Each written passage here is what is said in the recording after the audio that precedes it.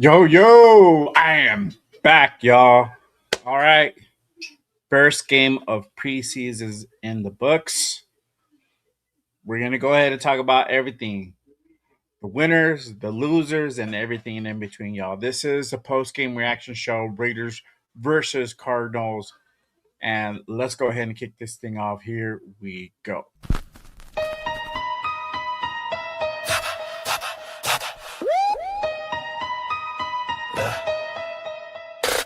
J Raider, the creator with the killer content, hot takes and the dopest. Yes, Raider Nation, from Oakland to LA to in Vegas. Nothing greater than the Raiders, only facts. Just Raiders, just Raiders, just Raiders. Stand up, just Raiders, just Raiders, just Raiders. Welcome to the channel. It's called Just Raiders, baby. If you ain't subscribed, then you gotta try. Just Raiders, baby, nothing but love for the Raiders. Been an OG before 93. Shout out to the nation, they always crazy. So nation, ride with me, taking over my style. It's amazing, making hits like Max on the blitz. The silver and black, on the attack. They on the map, if you a fan and you with that. J Raider, the creator with the killer content, hot takes and the dopest guest. Raider Nation, from Oakland to LA to in Vegas. Nothing greater than the Raiders, only facts. Just Raiders, just Raiders, just Raiders, just Raiders, just Raiders, J Raiders, just Raiders, just Raiders, just Raiders, just Raiders, just Raiders. Putting on shows like Brock on the go. We just like J Raider, the innovator, making shows like Good Morning Raiders, the originator. Raiders unfiltered, raw, never censored. The post-game reaction, nothing but action. Just Raiders, baby. Just Raiders. Just Raiders, baby. J Raider, the creator with the killer content. Hot takes and the dopest, yes. Raider Nation, the only nation. There ain't no question. Just win, baby. Win, baby. Just win.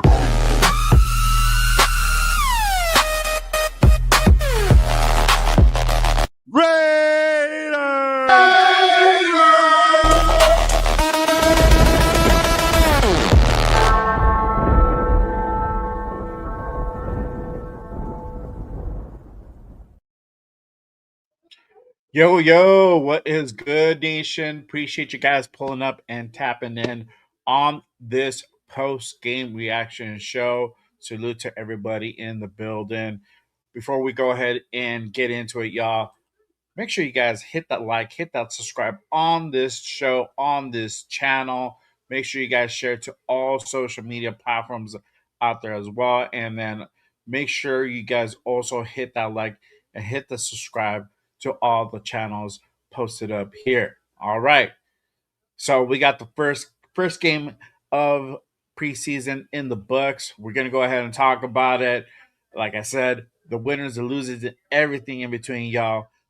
Let's go ahead and get it going. Let me bring out my guests. First off, you already know one of my co-hosts on Mondays.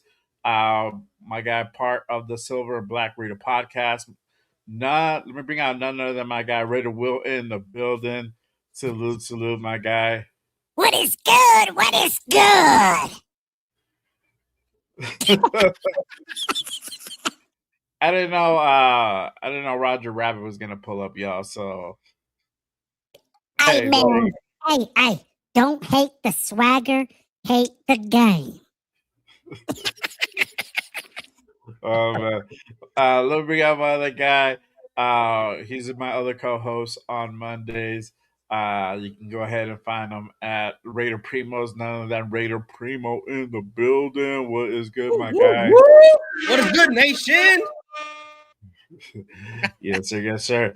And let me go ahead and bring out our fourth guest for this evening. He is the co-host along with my guy Will on Thursday nights. Let me bring out my guy Wyatt in the building. What is good, brother? Appreciate you pulling up and tapping in. Oh, there you go. Bring in the Now you meal. got the whip or what? Yeah, you got to bring in the heavy guns on a day like this, bro, because we got to break some stuff down like James Brown. Dang. Crazy. That's the work. All right.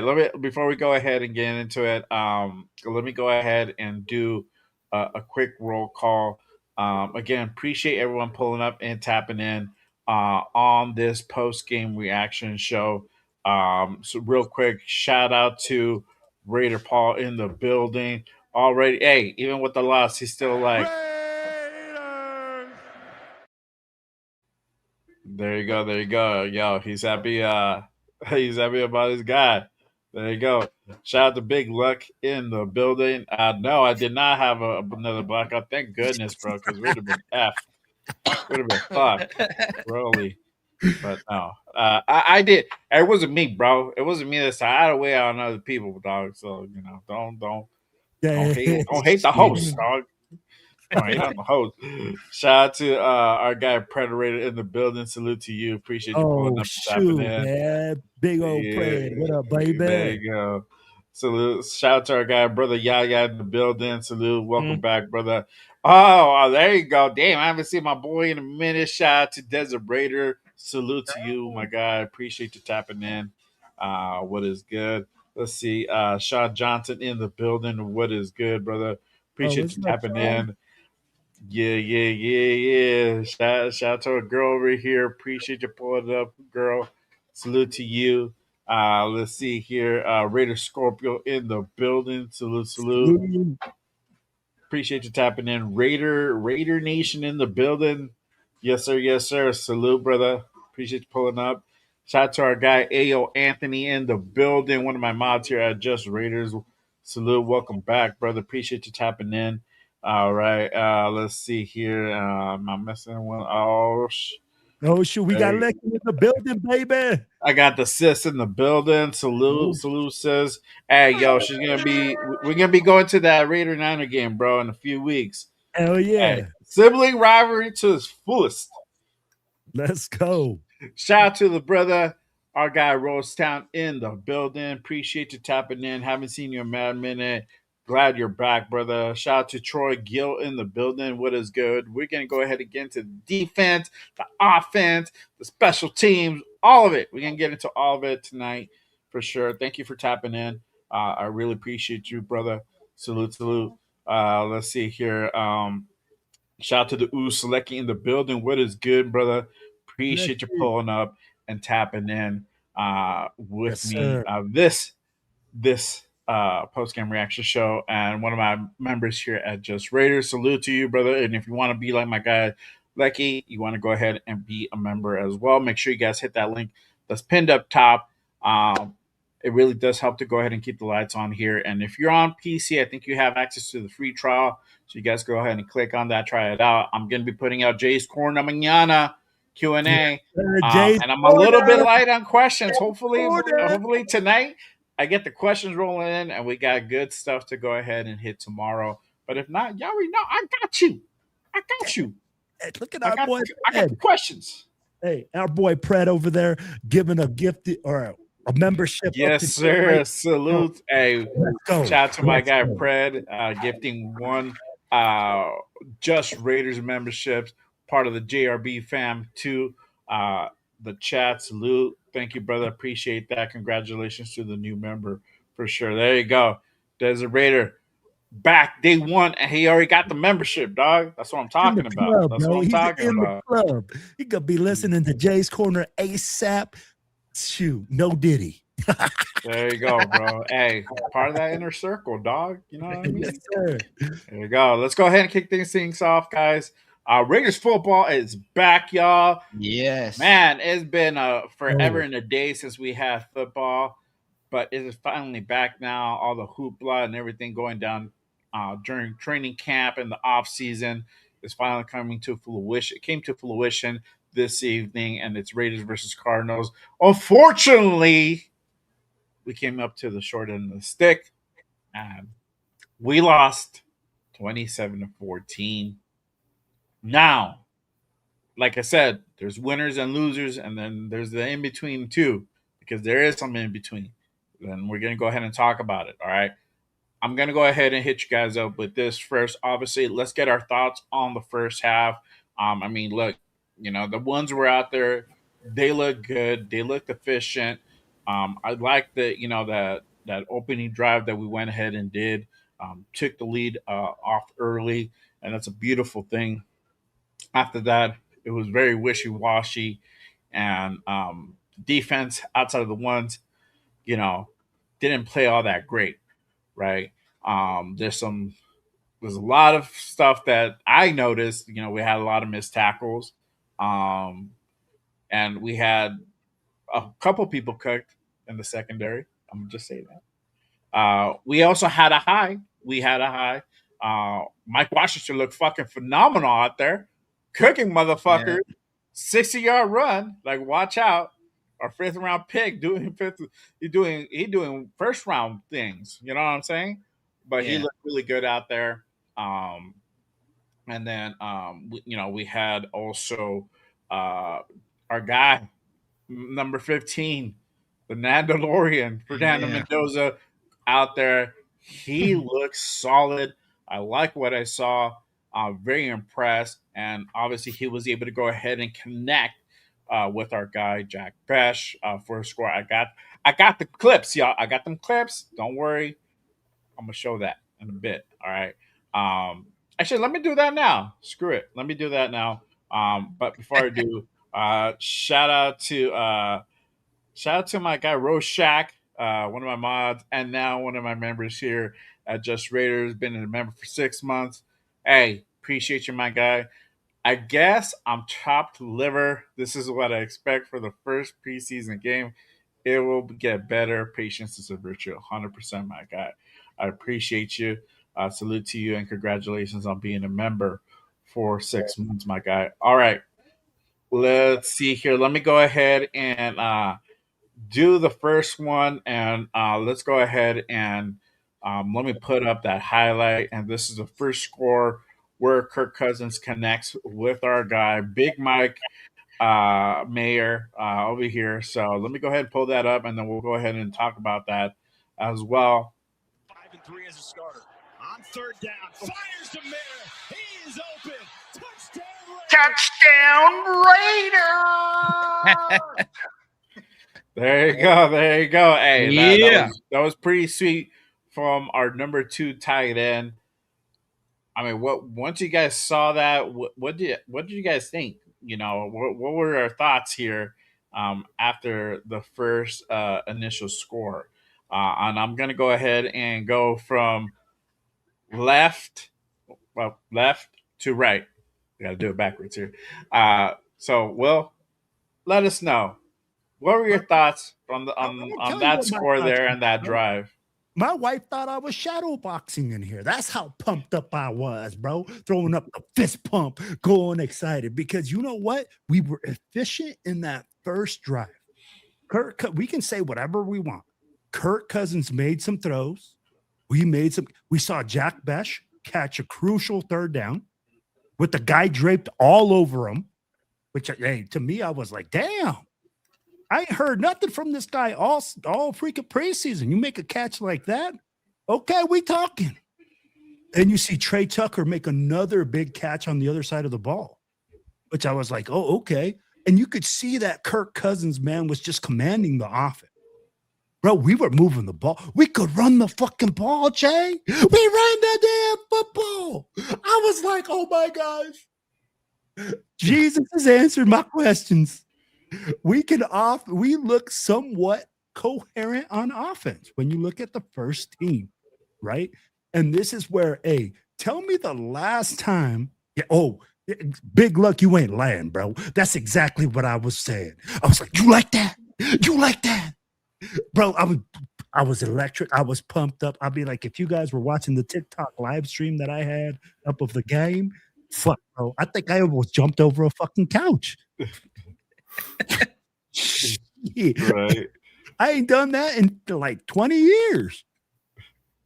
So, man, I'm telling you, it was exciting to see the first drive because that's what I really wanted to see because that was the first team. Now Fernando comes in the second drive, and bro, you could feel the energy through the TV.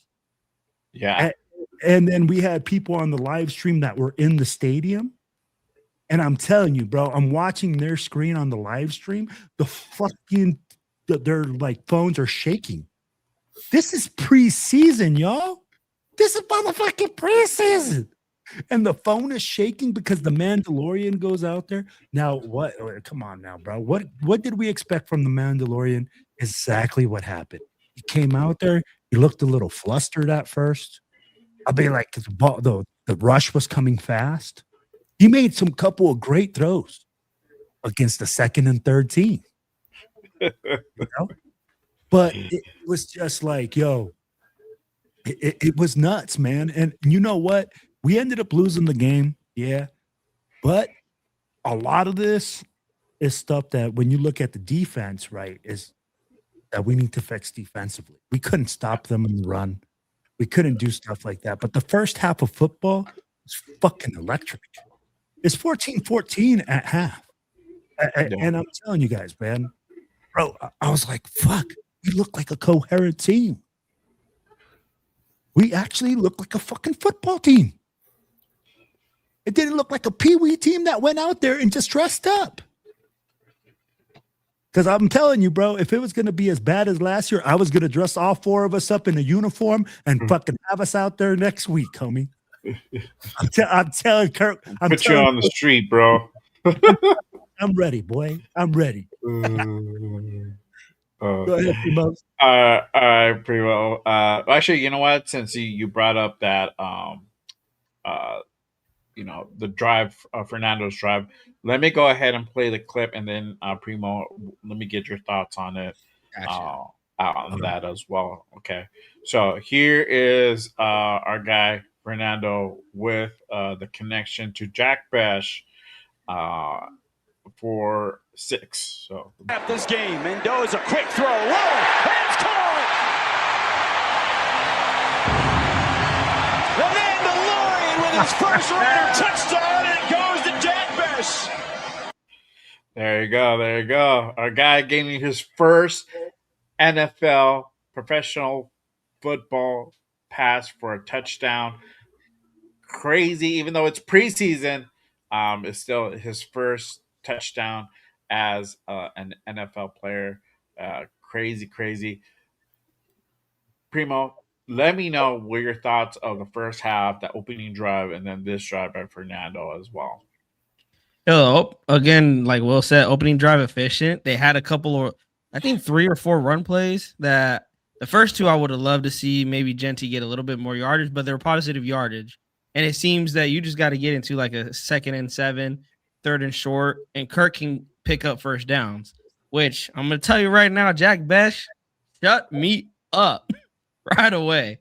He shut me up. He had 3 catches, I believe, on the day, but 2 of them were key first downs to keep the drives going. And then one of them ends on a Fernando Mendoza touchdown on another key 3rd down.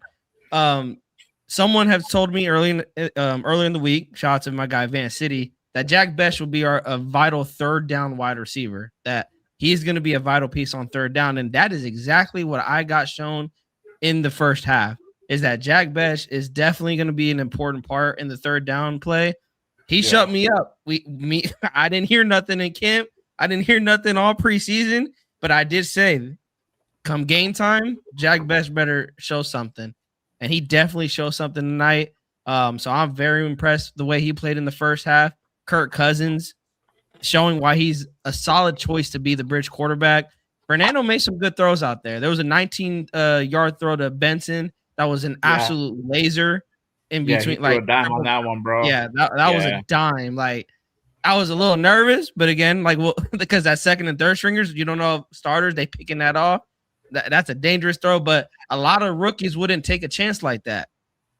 Throwing trusting your arm in the middle of triple coverage, and he has the arm to get it there. Benson, great catch. Just, a lot of receivers are not coming down with that much traffic around them. So just a good catch by the wide receiver, good throw by Mendoza. But we've seen the growing pains also with Mendoza. We've seen the growing pains. The offensive line got to clean up the penalties. Like, there was many times in the first half we had drives getting killed because of our offensive line, and so those got to get cleaned up. First game of the season though, so penalties, that's something you could clean up as the season goes on.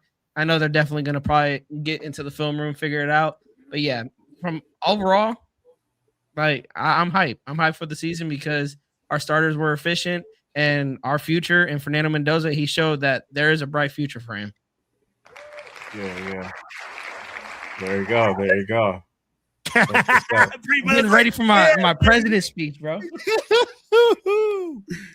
I endorse that message.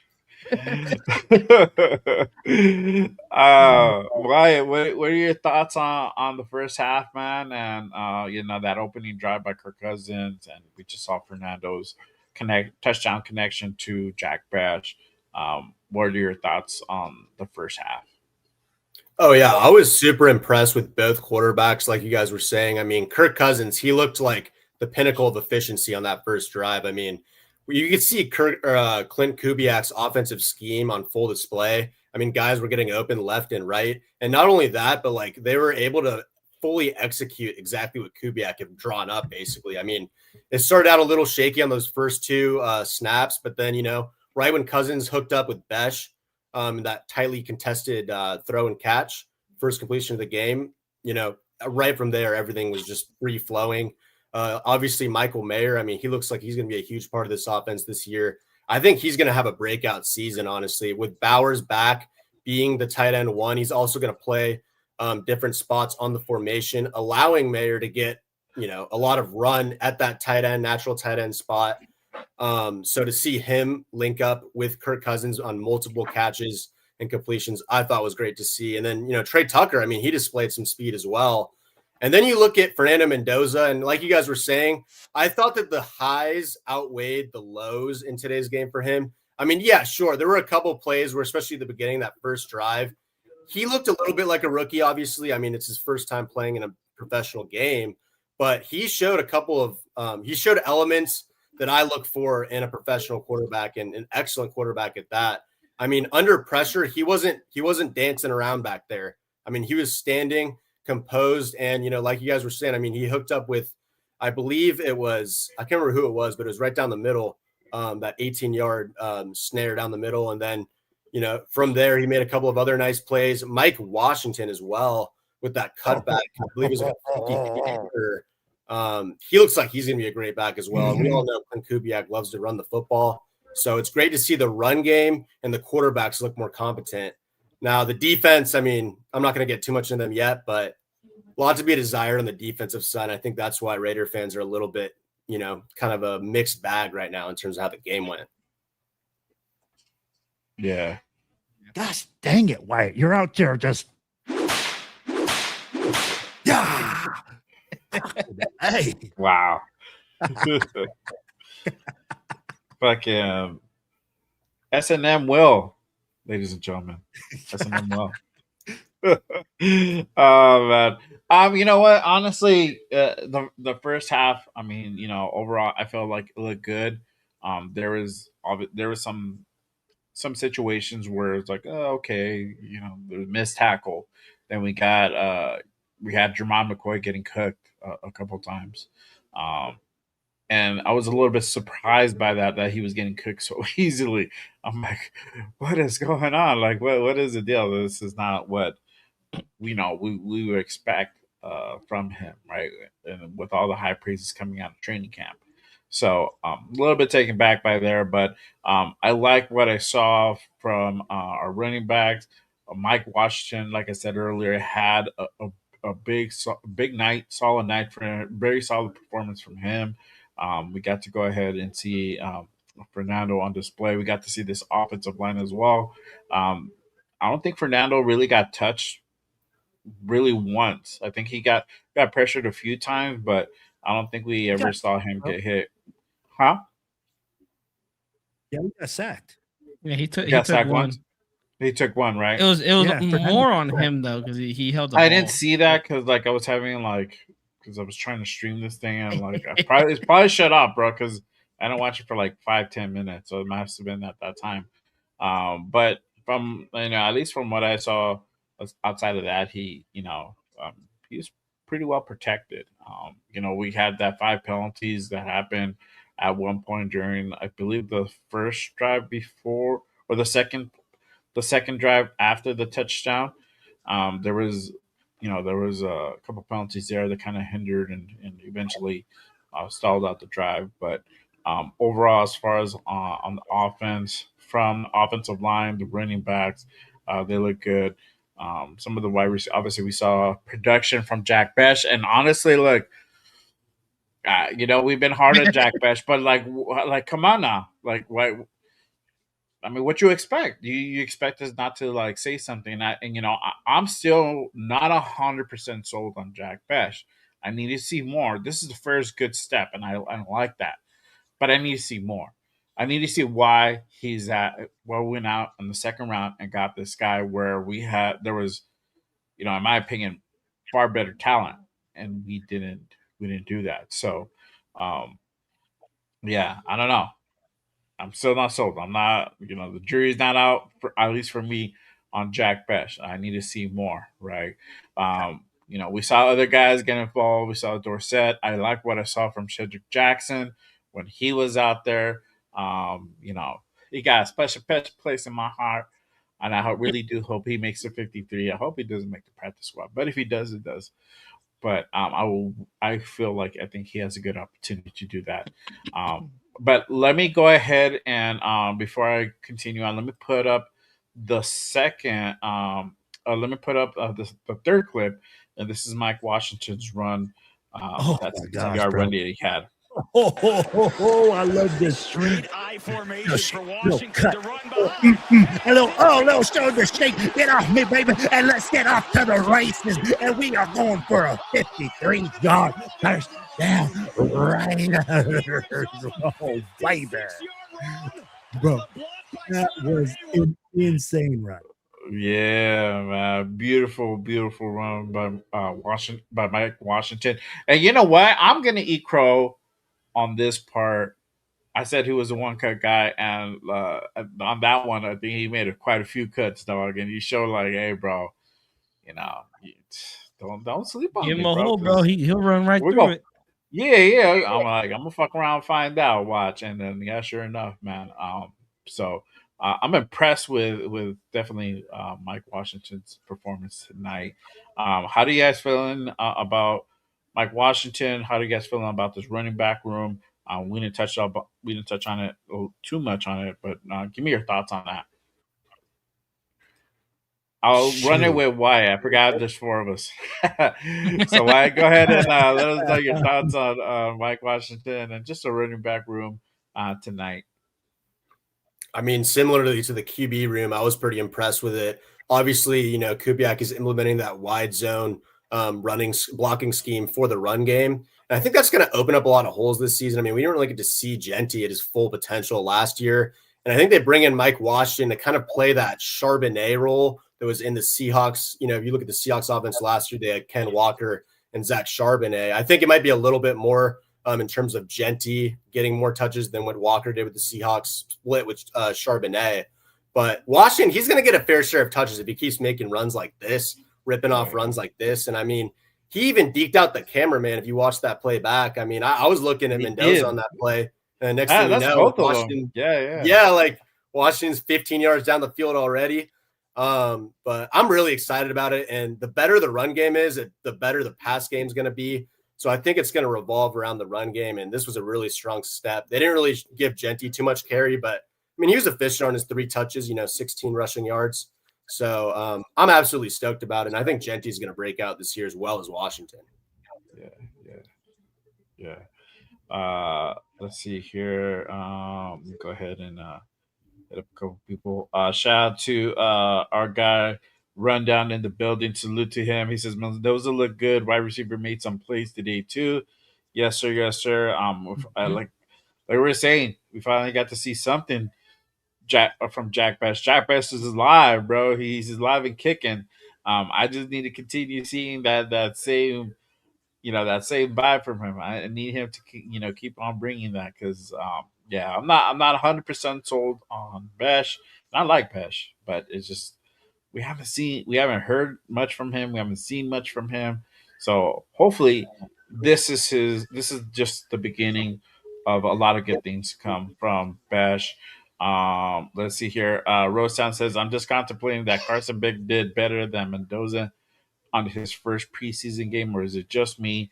Honestly, bro, I'm not even trying to compare anybody to other people's performances. I'm just looking to see what he's able to go ahead and do on the field. I'm not worried about anything else. I'm not trying to compare like, oh, this guy, he was a lower pick and he did better or worse or whatever. It's just the growing pains, man, to be honest. But yeah. But let me go to you, Primos. What are your thoughts? How are you feeling about this running back room? What did you like? What did you not like? A running back is only as good as his offensive line is, and that's what I want to go to is the offensive line. The running back I love because the holes were there. There was a couple of plays with Genty that there was some holes opening up, and it seemed like he just ran in the back of another guy. Now, given his power, he can push forward, get 4 or 5 yards on his runs, but there were some holes opening up that he probably could have bounced it out and picked up more yards than just 5. And you would take up a big gain rather than just a 5-yard gain. I mean, look what Mike Washington did. He did exactly what the offensive line gave him. They opened up a hole and he hit the cut, hit the hole, and hit it hard and 53 yards down the field. And it was thanks to this offensive line. In the first half, this offensive line was in the running game, especially, they were opening up a lot of holes. But it seemed to me Mike Washington was the only guy that was hitting these holes. I didn't really see it out of Genty. I didn't see it out of Labe. I didn't see it out of Hemby. Mike Washington was the only guy hitting the holes that was given to him that were opening up. That wasn't, a straight run. So I would love to see Genty kind of explore that vision. I think that's what Mike Washington showed me today, is that he has really good vision, and hopefully he can continue on that momentum next week. Yeah, for sure. Will? Ladies and gentlemen, Mike Washington has entered the motherfucking building. That dude, man, on that run showed his absolute potential. This is a one-cut guy, 1 to 2 cuts. He gets north-south, and when he gets into that secondary, oh, man. I'll be like, if you could just run it back a little bit, Jay, so we could see that free safety or that safety just getting that that little shimmy shake. I'd be like that little Derrick Henry. Yeah. And then 50 after, bro. And what I love is exactly what Predator said, bro. Look at this, bro. Let's look at the run. Let's slow it down a little bit. Bam, like right there. Like oh man. We could have slowed it down right there. But, if you look at it, man, this dude had a lot of people in front of him when he was running the ball. He had to wait a second and be patient and see for that hole to open up. And then he gives that guy a little shimmy shake, get off of me, says, hello, I ate my frijoles this morning. Fuck it. Bro, look. Oh, yeah. There you go. The cut, and then you got another cut. There you go. And on that angle, that's not the best angle. There's a different angle where they played, and then I saw it. It was like phenomenal. 22. Hey, we're gonna have it on Monday. I have the all 22. We're gonna have the back view, and we're gonna watch the run, baby. Yeah. But something like that in the preseason just gives you hope of what you can see in the season, right? And it's just like Primo said. None of that happens without the offensive line blocking. None of that happens without the right play calling. And from last year's totally devastating 77 yards a game, which is absolutely fucking pathetic, bro, this gives us hope. And let's be real. The Raiders need to run the football this year in order to have success. Yeah. There you go. Real quick, make sure if you guys haven't done so already, make sure you guys hit that like, hit that subscribe on all these channels you guys see here. My guy Primos, make sure you guys go ahead and give him a subscribe if you're not following him. Subscribe to him already at Raider Primos, and then my guy Will, Silver and Black Radio Podcast. And then Wyatt, you're on the same channel as Will, right? But he does the Sack Town or a Sack Blackout as well. Okay. Sacramento Blackout. There you go. All right. So make sure you guys go ahead and subscribe and hit the like on all the channels you see here. Um, let me go ahead and salute again some people that just pulled Todd, up. you ain't lying, boy. Let's see here. Shout out to my guy D Menace in the building, one of my members here at Just Raiders. Again, if you want to be like my guy D Menace, hit that link that's pinned up top. Become a member today. Become part of the family, the JRB family, and get access to exclusive stuff for members only. It's only $5 a month. If you're on the PC, you get the free trial. So go ahead. What are you waiting for? Hit that membership join now button. It does go a long way to keep the lights on here at Just Raiders. So I Yeah, appreciate you don't be a guys. jive turkey. There you go. Job turkey. Shout out to Todd. He says Beck versus Mendoza comparisons is only for the Cardinals head coach. I agree, bro. I agree. You know, I just feel like we just need to worry about Fernando and his development, and that's it, bro. And what he does on the field.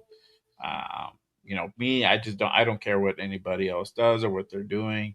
I don't know. I don't like to do comparisons and stuff, especially you know before they really like establish themselves. So shout out to my guy Lecky in the building, the ooze. ALC Happy Charleston. We've seen enough of his consistencies.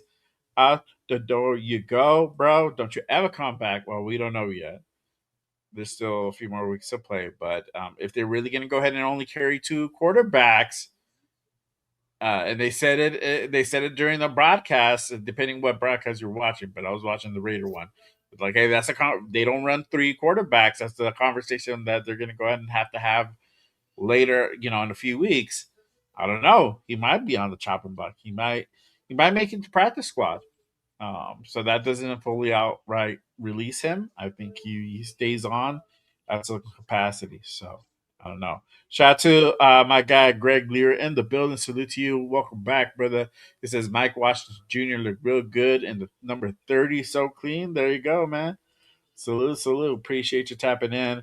Let's see here. Shout out to Todd. He says yeah, he says that if Washington expands on that the next two games, I think we got some good times in the running game. Yes, sir, man. It's all about the running game this season, and like we said, it was going to be a run first team, and that's kind of what we're seeing here. They did let Fernando sling it a little bit at times, but I think it's also part of the development, part of the evaluations as well. So it's all good stuff for sure. But let me go ahead and flip it this way, y'all. What are your thoughts on the second half? Now, we go up. I think we're 21-14 because I did a little short reel, the 2 minute halftime breakdown, right? And so we're 21-14. We're right there. We're still on the doorstep. Fernando looked good. He had just connected with Bash, right? And then so there was definitely opportunity there. But as we came out, we looked defensively, we looked like Swiss cheese. I'm gonna just say that. You get It was like a hot knife cutting through butter, bro. You want a first It's down? like I'll give you one too. it's like throwing a hot dog in a fucking hallway, bro. It was like that. Pause is necessary, bro. It was that type of deal. I'm like, yo, bro,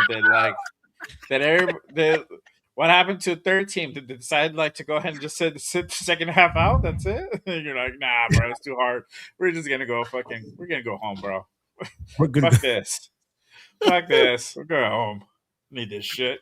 go. I don't know, bro. What are your thoughts on that? I mean, and also on the other side of the ball, they did let Fernando run to the fourth quarter, which I was kind of That surprised. I was thought that surprising. that was Yeah. surprising because I thought they were going to give AOC. They didn't want to put Fernando out too long, and then they wanted to give a good opportunity to AOC, right? Which they gave AOC the whole fourth quarter, and I think it was like 3 or 4 drives that he had in total, part of that Yeah. quarter. So I'm a little bit surprised there. So what are your thoughts on the second half? Um, Will, I'll start with you this time.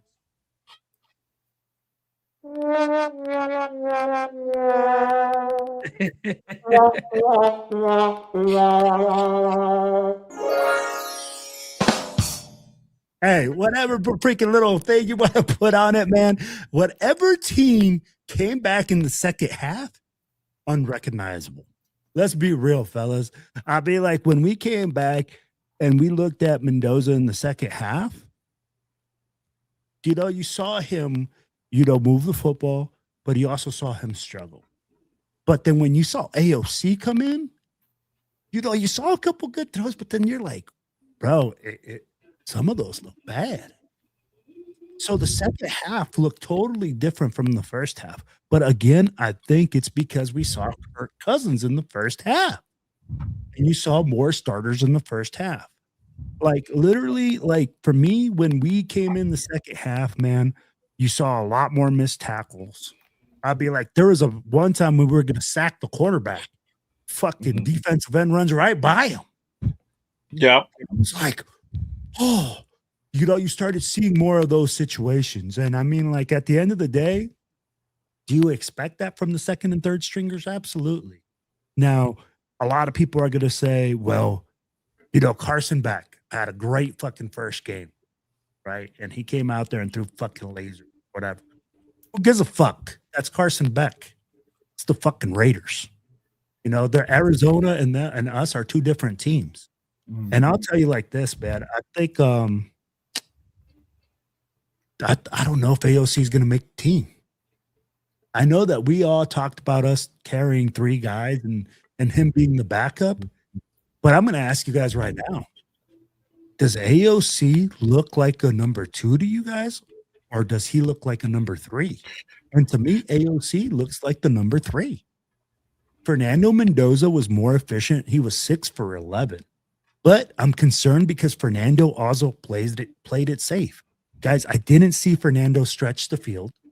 I saw Fernando Mendoza get Mike Washington Jr. killed on that short throw. And I also saw him make some great fucking reads.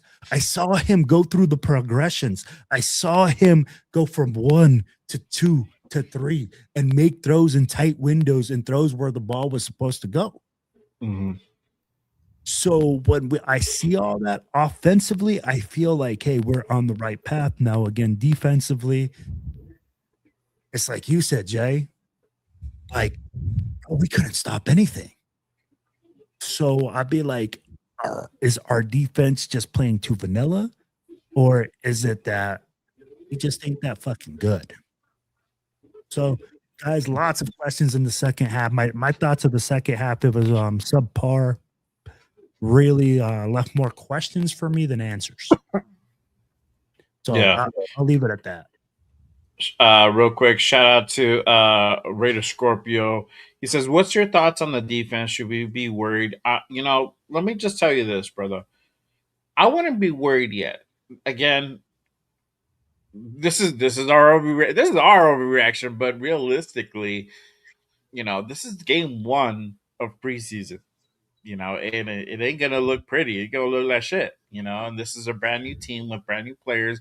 We got a good amount of rookies on the team. This is what you expect from rookies. Sometimes they don't look good. Sometimes they get gassed up in training camp when it comes down to go ahead and actually do it in game. Doesn't translate right away. So that's probably what we're seeing here with the secondary. I don't feel necessarily that we misjudged it, but there is a lot of adjustments that need to be done for sure. I feel with like Jermon McCoy, I think now he's got that wake up call. Like you're not the stud out there, bro. Like this is a different game, different speed. This is why I think this is where this is going back to what you sent me earlier, Will, with the whole Derek Carr thing reel that you sent me. Is a different speed, different look. The ride outs run way faster than what you think.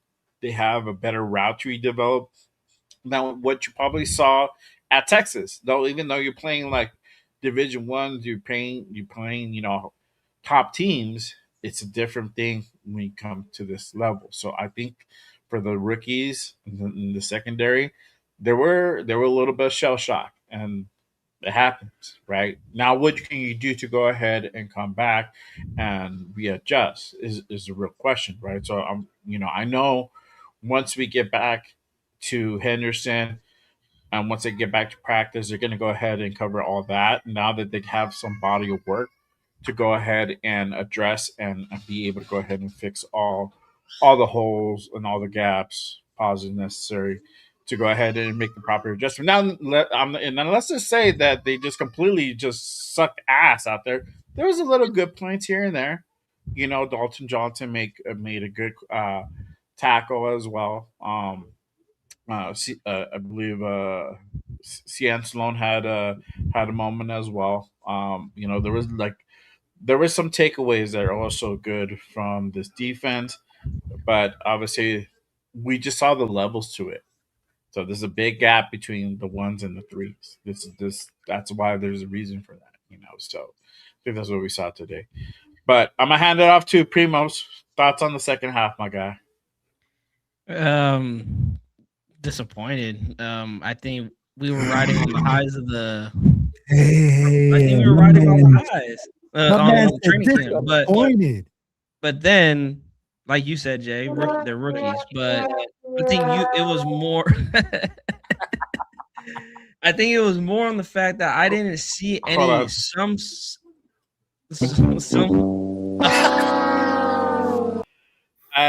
No, for real, man. And like I said, bro, G City just said it. The Cardinals were starting off 15 for 15 passing. Yeah, Like they were having their way from the start of the game and it went into the second half. It didn't get any better. Like it felt like it got worse, and you didn't see no hope. And I think that's why I'm disappointed, is because I expected, them to have their growing pains, but I also expected to show why they were drafted where they were drafted. Like Jamon McCoy, they took a chance on you in the fourth round, and you're getting beat twice for easy touchdowns, where you're not even getting your hand on the ball. Ezekiel Masses, you're getting burned on comeback routes in the on third downs. Darian Porter, not keeping up with the guy in the end zone. The three cornerbacks that are fighting for the cornerback 2 position did not play well at all tonight. And I think that's where I'm worrisome coming out of the game. But again, let's see how they respond next week and the week after that. Will they now finally got their feet wet? You guys are finally got some game tape to go based off of. What you guys need to clean up, what you guys need to work on. But they got humbled tonight. That's the perfect word to put, is that they got humbled tonight. Great. Now, like you said, Jay, there was some positive. Gritty Vance showing that he is a tackling machine. He tackled out there. Sloan out, like the speed coming off the edge and the way he closed in on the quarterback for the sack. Yeah, really impressed me. So there's some depth pieces. Even the burgers, both burgers, the Bergs. the birds. The Bergs. Cody and Tommy. Yeah, they had they had Wickenberg, some Wittenberg. nice tackles. Hitting the gaps, getting some tackles for losses. So there's some positives on this defense, but I think the second half it really just showed how ugly. There was more ugly than good. So I would say I'm more not. And when I say disappointed, not disappointed in the players, I'm disappointed in Rob Leonard, because I didn't think it would be this bad. I don't know if it was vanilla. I don't want to say, but the thing is, how much vanilla can you get, bro? Like, it was way, way too easy for that to be just considered vanilla play calling. Like there's no pressure on the quarterback. There's no contested on the wide receivers. Like it seems like the Arizona Cardinals are using us as practice dummies out there. If we talking about preseason is just practice, that's what it looked like our defense was playing in the second half. Just being practice dummies. You're just a body out there. So my shout out to Arnie in the building. Appreciate you pulling up, my guy. He says in Masses and McCoy defense, they play so much zone, which is not their skill set. But you have to adapt, bro. You've been here since early May. Early May, you've been in the building. You've been working with Robbie Leonard and company. There should be the fundamentals. Even if they don't play zone, like nothing excuses a missed tackle, bro. So I can't agree with like the whole cop out to the zone. Like I saw Masses clearly miss a tackle, bro. That dude was like literally right there. He just didn't wrap him up good. So basic stuff, that's a fundamental thing that you Mm. learn, bro. So that wasn't being done. And so Jamad just getting, beat in the route running. It's he's trying to piece all that together. And this is the thing, and this is how I could defend Jamad if I have to go ahead and play the devil's advocate. I would go ahead and say this: Jamad hasn't played football in a fucking year. Yeah. He hasn't played for. This is the first time he actually is on the field playing in actual real game scenario. So you can put that to Jamad. Now, he was looking phenomenal during training camp and earlier in the offseason during the camps. That's cap. Now is the real deal. So with him, there's a lot of rust that he's trying to go ahead and shake off, trying to get timing. So I'll give him that. I'll give him that. And now again, this is the first game. Didn't expect a whole lot, but I'll give him that. Uh, and I forgot momentarily that he hadn't played last year. He was injured. And so I remember the And that's fair. broadcaster say, yeah, I remember the Fair. broadcaster say like, hey, this guy didn't play last year. And so coming off an injury and now he's here. This is the first game back. So you're going to have ring rust. You expect this guy to do a real good job at a level where he hasn't played in a year. And two, this is a new level for him with receivers that he's never seen. So he might remember some guys that he played against. But now it's like, oh shit! What the fuck? No. Where did that dude go? Like, damn. Yeah, bro. No, but yo, Jay, I I don't know. love it. I love what Jay just said. Y'all, pump the fucking brakes. Pump the brakes. We game one of the preseason, and we talking about Jamad McCoy. Oh my gosh, bro! Like it's over. Like his whole career just got shattered because they scored one touchdown on the guy. He's gonna learn Yeah, how to 2 play. touchdowns. You got to learn from your mistakes, Primo. You got to Oh, but learn yeah. from your mistakes. Yeah, he And in the does. preseason is the right time to learn. Look at that. The one with the tight end, that tight end bodied him up. They had him one-on-one. Minshew knew what he wanted, and he was going to test them. And guess what? Jamad McCoy knows that he's going to get tested. yeah. But, bro, when you haven't played for 18 months, I don't give a fuck who you are. You're not going to be back at that level. Yeah. Bro, stop watching Chicago, man. But hey, Wyatt, bro, go ahead, hit us with it, bro. No, I agree with everything you guys are saying. I mean, I thought the DBs looked pretty burnable like all game. And I mean, let's be honest. I mean, the second half, like it looked like preseason football. Like I wasn't expecting anything too crazy. But then again, you hear all this stuff about AOC and you expect him to do better than 4 for 13, like out there on the football field. I mean, obviously he's playing with the third, third squad, but third string squad. But like, come on, man. I mean, I think his stock went down today after that. If there was any chance of us trading him, I think that stock kind of plummeted after seeing this performance. And I mean, I don't know. I was expecting the defense to look more prepared today. I mean, with Rob Leonard, it's his first time being a defensive coordinator. Obviously, we get that. But he has continuity with his Raiders defense, the guys that have been there before. I mean, he's been their defensive line coach. So I was expecting the defense to get off to a hotter start as opposed to the offense, but it was actually the other way around. And it kind of does make sense if you look at it because Clint Kubiak, obviously, he has a better pedigree or a more advanced pedigree coaching wise. But yeah, man, I mean, I just thought that the second half was just preseason football and AOC. I don't know. I wasn't really too impressed with what he did out there. Yeah. No, I agree, bro. I mean, look, I saw him play last year at the open practice. He didn't look impressive. People were still behind. Cool. And preseason played. He didn't show much improvement up until the point where I saw him go down in Arizona, right? And then when he came back, he was mid, and that's kind of what he does. the thing is, he has great moments, and then he has a lot of inconsistency. That's AOC for you in a nutshell. This is why he's more of that, number two guy, number three guy. They can go ahead and plug in the benefit that we have if you're going to go ahead and shed some light to it, or give him a little bit of flowers, is that he knows some of the guys. He knows some of the how some of these guys run routes, their timing. You could say that.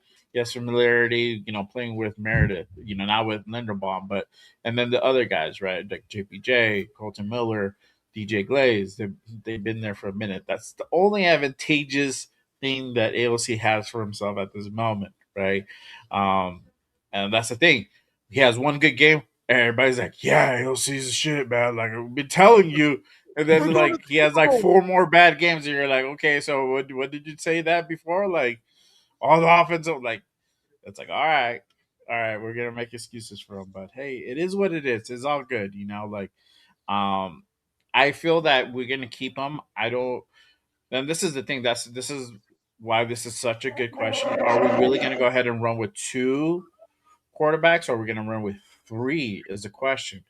And normally we don't run with two. We don't run with three. We run with two. So what is going to happen? Is Clint going to follow suit and keep doing the two, running with just two quarterbacks, or is he going to really carry three? Just to go ahead and keep AOC on. I don't know. That is a question, but yeah, there you go. Will says they're going to run with twos. I think we're going to run like twos, bro. Hey, the way it's looking right now, baby. Shoot, it looks like we only got two. Yeah. And I'd be like, hey, I'm telling you, man. I mean, like me and Raider Loves were watching the game. She was watching the game because we both fucking yell and scream a fucking shitload. So we're sitting there watching the game, man. And I'm like, yo, AOC, fuck, bro. Did you see the pass that he fucking over blimped? The guy Cedric Jackson was wide open. We got a touchdown on that shit. He double pumps it and floats it over the receiver, bro. I'll be like, my old ass, my 42-year-old ass with the fucking bad back could have hit that shit. And he floats it 10 yards over the receiver? Come on, man.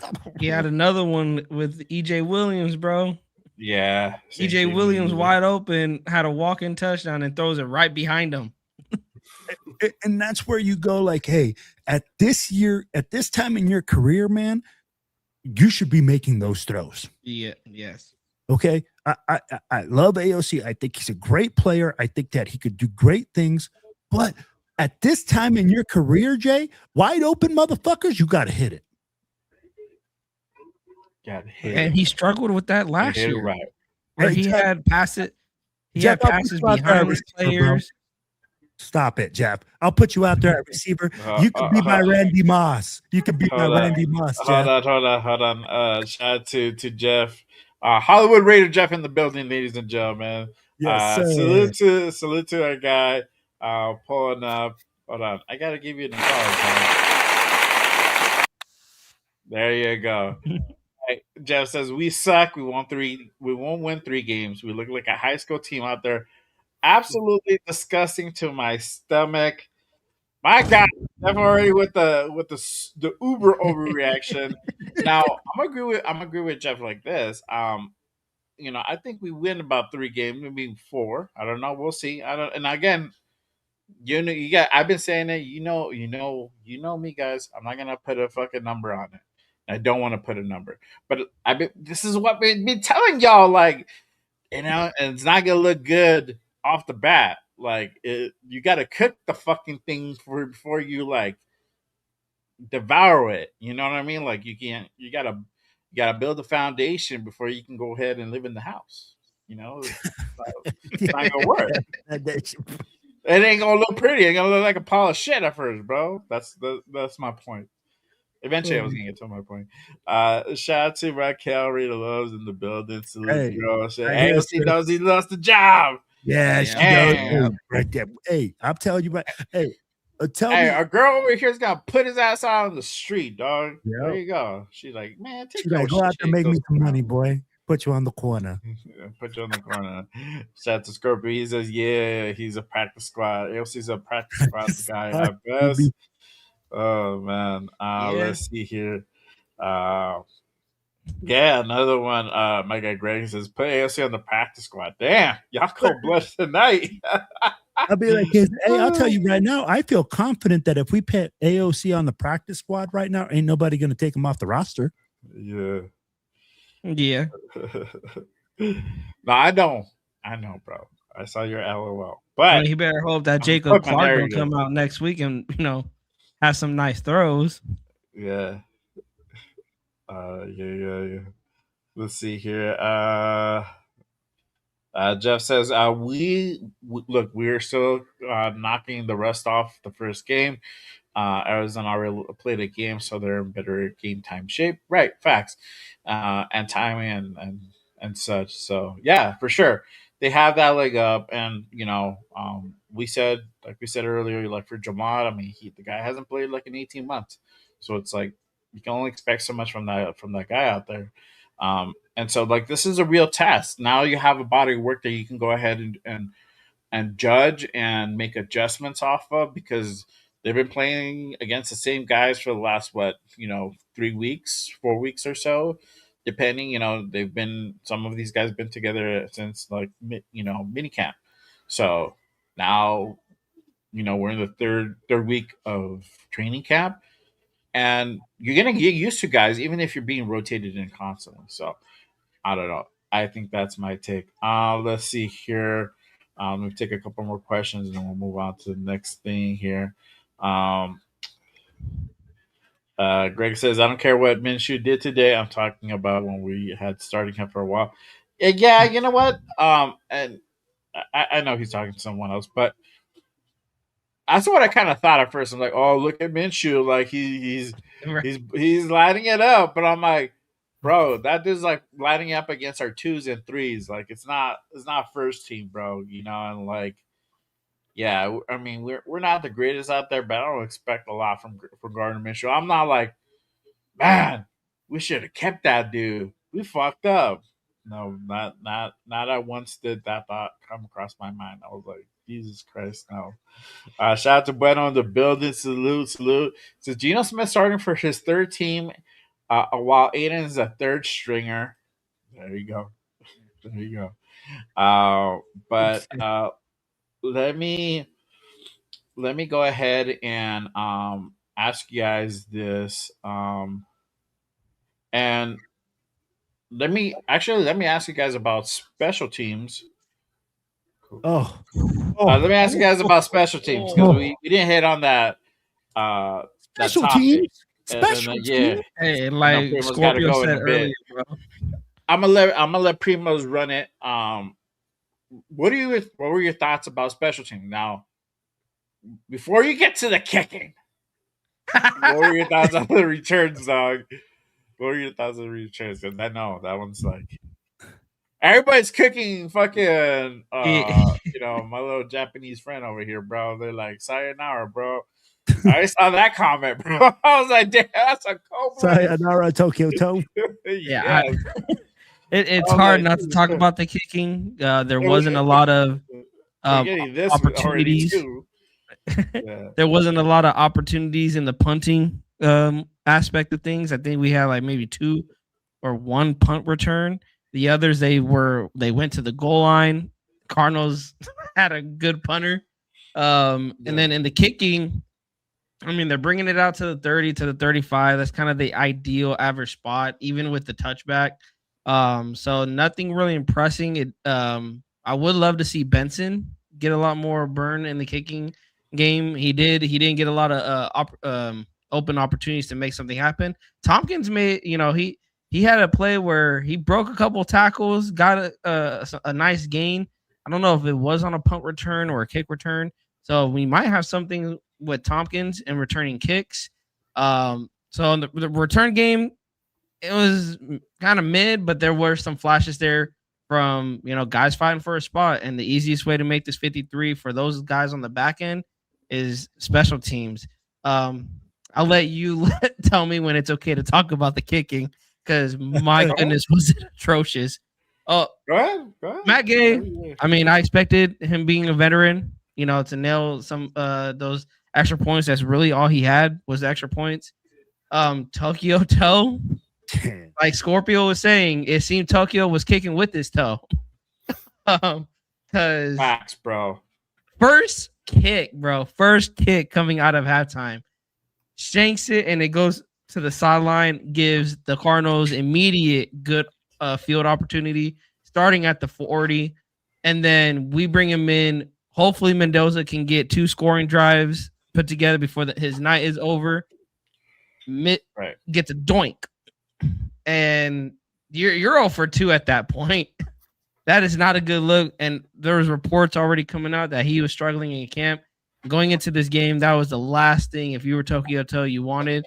And again, same like for the others. Hopefully he can bounce back next week against the Houston Texans. But he needs a good week of practice, and he needs to have a good game against the Texans to really bounce back and possibly make this kicking competition, if there is one at this point, get closer. But I don't know about y'all.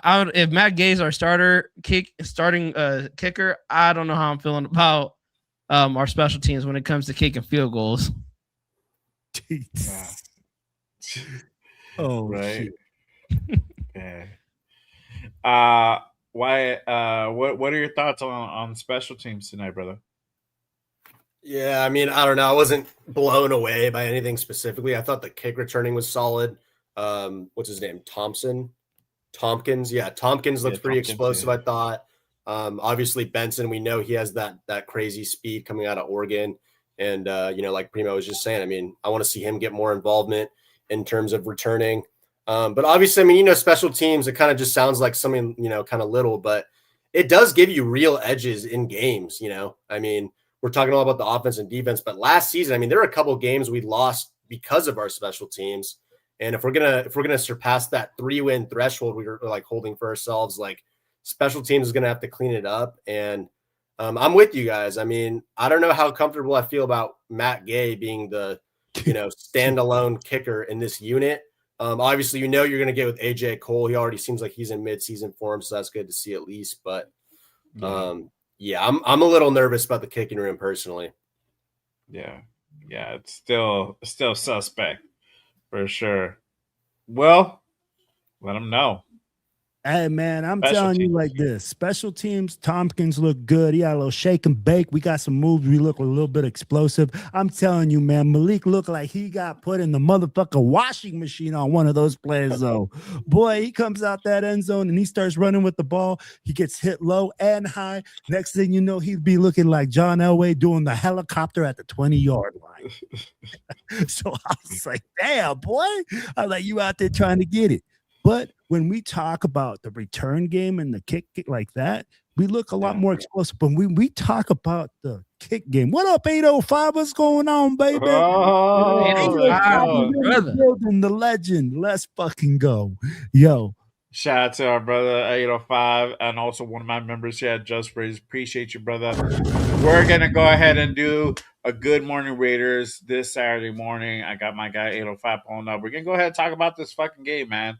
And you already know we're gonna do 805, so we're gonna break this thing down. Gonna break it down. Nuts, bro. 805 going fucking around Saturday morning. So make sure you guys pull up to that one. Hey, this defense ain't ready for 805. I'm telling you right now. This defense ain't ready for 805. Giving lessons. You're gonna be giving lessons. But yo, bro, hey, I'm ready. Okay. When we look at the kick game, though, hey baby, hey, Raiders, call me. Like, how much is it? 13 bill? 13 bill? What you play? Kick me some field goals out there. Shit. We ain't kicking outside of 20-yarders. Hey. Well, we'll be knocking on Spytek's door, bro. Like, hey, I'll do it for $20,000 a kick, bro. They should call you pay me when I make it. You be like, you pay me when I make it. They need to call I want treat, bro.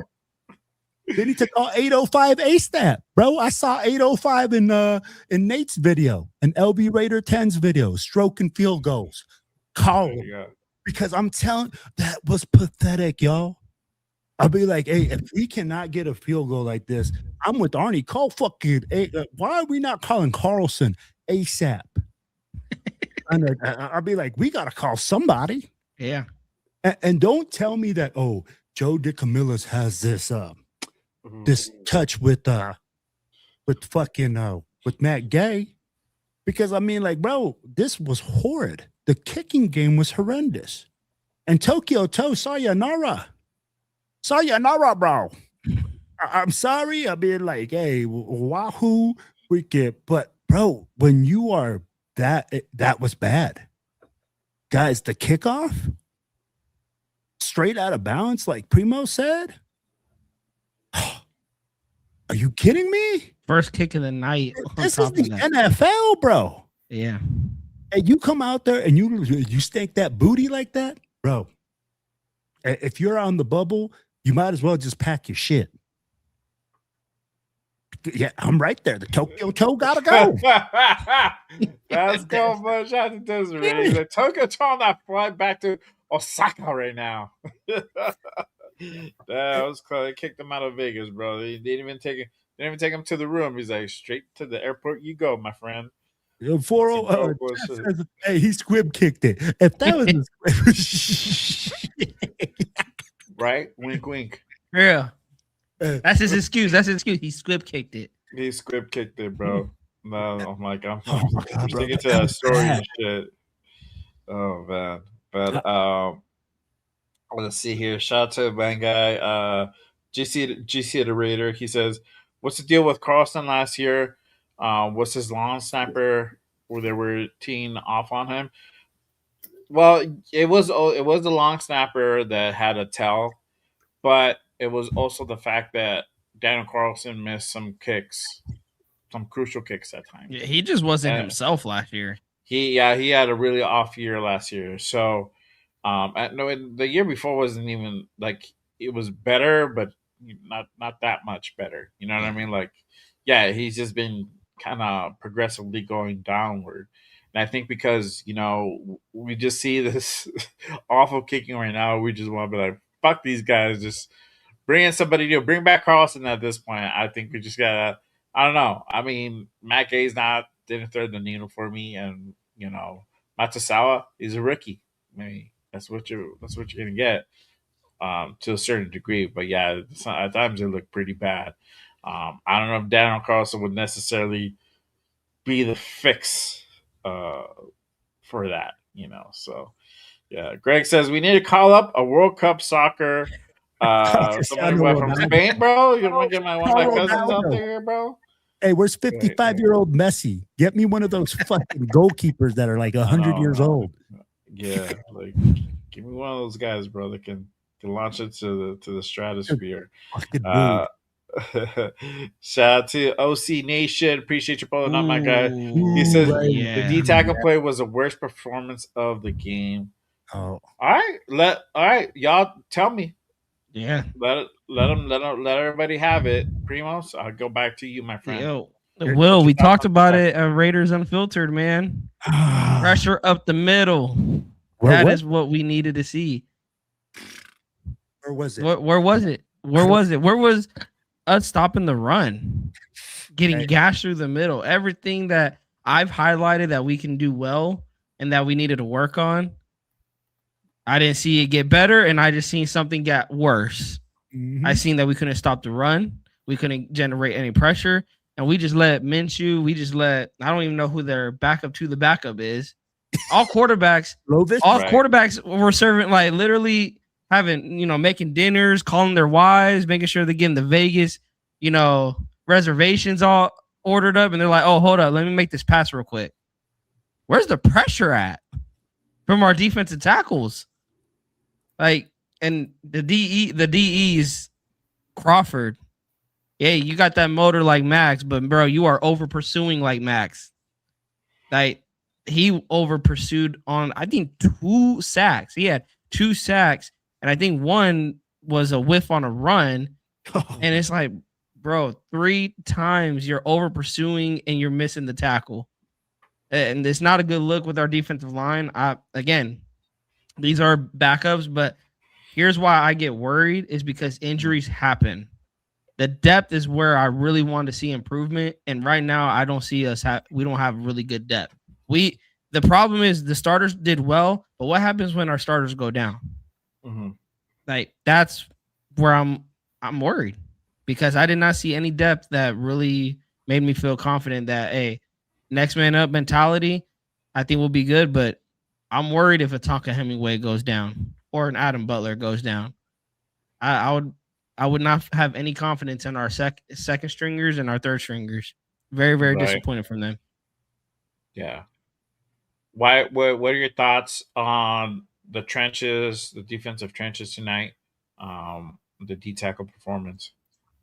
I mean, I didn't really see much pressure being created by the defensive tackling unit. And, like you guys have highlighted, I mean, this was kind of an issue that we thought might get addressed in the draft. And that second round, I mean, there were a couple of options they could have taken, and they instead decided to go trade on Stukes, who I think could end up being a solid, back end guy as a safety. But yeah, there really wasn't much pressure being created by anyone on the defensive line. And like you guys were saying, I mean, once that first unit kind of came off the field, obviously they got the touchdown scored on them, but there really wasn't that much explosiveness that I noticed. I mean, obviously, Brissett and Minshew had that combined perfect completion streak. Now, obviously, we were burning the DBs earlier, kind of talking about them, but it also comes down to the front seven. I mean, creating pressure. There really wasn't much pressure to be had. Jeremiah Love was kind of showing why he was a top pick. So I just really wasn't that impressed with the defense in general. There were a couple nice tackles made, I believe. Johnson and then Quay Walker made a nice little hit stick on Love early on. But yeah, I'm concerned about that defensive tackle unit. I mean, if we're going to do that 3-4 base that Rob Leonard's been talking about, I don't know if we really have the personnel necessarily to execute that on a weekly basis in the NFL. I'm before I hit up Will. Do you guys think it could be a scheme thing too, or is it just strictly the talent? Like, do you lay it all on the talent, or do you also like, hey, you know what? We didn't run our full playbook. Obviously, it's week one. We're gonna play these guys later on in the season. I'm not week one. I'm sorry, the first preseason game. We're gonna play the Cardinals later on in the season. So you're not gonna go ahead and show your hand quite yet, or do you think it's just like just these guys just fucking suck? That's what it boils down to, or it can be a combination of both too. So, Will, let me know your thoughts on that question as well. What are your thoughts with the trenches? Fuck, man. I need them sugar bears. I need them fucking daddies up front on defense, what happened to your war daddies, bro? Oh, hey, they wasn't war daddies today. Hey, when you talk about that interior defensive line, we didn't do a damn thing. And I'm with Big Luck. We didn't see any stunts. We didn't see anything like that to at least to try to create pressure. Right? So when we're playing a really vanilla defense, that means your guys got to be really fucking good. And your guys got to just hold their fucking ground. But I'm telling you, man, after that first group, it was like fucking Moses parted the sea. Fucking Jeremiah Love running the football all over the place. And people are going to say, hey, Arizona had their starters in for a fucking longer time. Great. Yeah, I know they went against our second string. But it's just like Primo said, when we look at our second string, we're looking for guys that want to make this fucking team, that want to be here, that want to make a stand. And I didn't see that. I saw guys getting blown off the line. Their pad level was too high. I saw bad technique being used, stuff like that are simple basics of the game. But when you look at it, man, let's be honest. Again, first game of the preseason. Did our defensive line, did the starters do what they were supposed to do? They struggled. They scored against them. They came down the first drive. And even though it's like Primo was saying that Porter got scored on, I thought that was a hell of a throw by Brissett. I thought it was put in the right spot, and he beat the coverage. But at the end of the day, bro, I'm with you guys. Where's the fucking pressure from these guys? Where is the continuity from the front seven? Wyatt said it. Bro, how the fuck are we supposed to win games without stopping the run? Yeah. I agree. You know? What about you guys? Do you think it's just the talent that just sucks right now? Do you think it's scheme or you think it's both? Pretty much. I think it was a combination of both today. I think we Okay. can there is some truth to the vanilla play calling because the aggressive play calling that Rob Leonard has talked about, we did not see that today. Guaranteed this is the regular season and we're not generating any pressure. We would have seen some blitzes, we would have seen some studs. Yep. We didn't see any of that today. It seemed I'm glad you pointed that out, Will, that we're trying to see that we just have we have guys that are just good. And we're going to line them up, put them in a one-on-one position. Mhm. And are you good to win your one-on-ones? And I guarantee that Rob Leonard was not pleased on seeing no pass rush from our defensive line. I think it's a combination of both, like I said, scheme, but also the talent. I think some of the talent, we just don't have that true defensive tackle. Outside of Tonka, we didn't really see a lot out of him. Who else can you plug in there to possibly work with him or work next to Adam Butler? I don't think you have anybody at the defensive tackle position. They showed a little bit of glimpses where they could stop the run. They held the run to like a yard gain, second yard gain, and then it'd be 3rd and 7, and either Love or it was Bam just taking off straight through the middle. And it's like inconsistency. Like that's what I don't want to see. So hopefully next week, and also the linebackers, like right as soon as Cody Lindenberg and Tommy Eichenberg left, the linebackers were non-existent. I don't think I seen a linebacker get a tackle.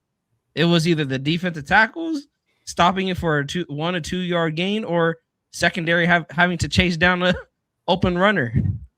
So it is very. I think it's both. I think we don't have enough talent in the third string, and the second string definitely have some evaluating to do because that we could be lacking some talent there as well.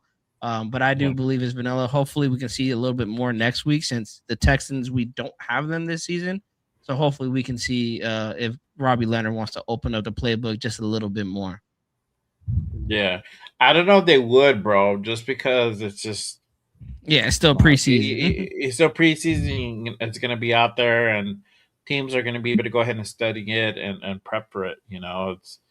It's definitely that information can be easily obtained if like they start really showing like the playbook. But why? What are your thoughts? You think it's the lack of just kind of talent, or is it the playbook, or is it both? I mean, I do think it's more of the vanilla, play style calling that, Rob Leonard was putting out there. I mean, I don't think he's been, talking about the 3-4 base that he wants to implement, a lot of, different types of stunts and throwing as many blitzes as possible out there. And I think they're kind of saving that for the regular season, like you guys were just saying.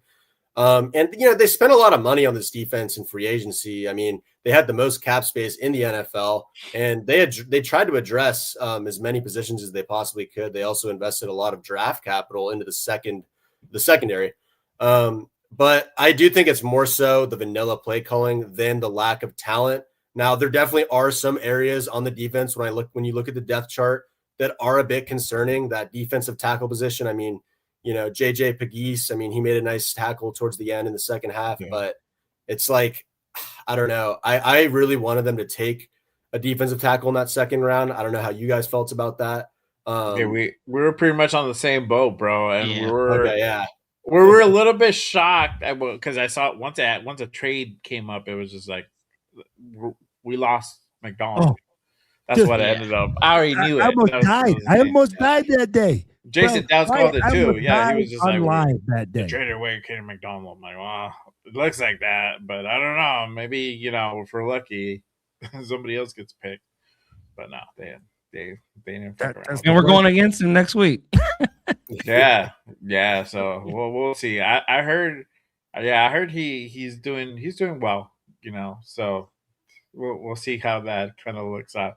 And next week is a scrimmage game, so it's not a preseason. It's not the preseason game. Wait, or do we have them? I don't have. They have a scrimmage and a preseason game. Okay, there we go. So yeah, so we have a scrimmage, and then I think like 2 days later is like the actual preseason game. So, um, I don't. I guess I don't think they're gonna show the playbook at all up until literally week 1. That's when we'll see that.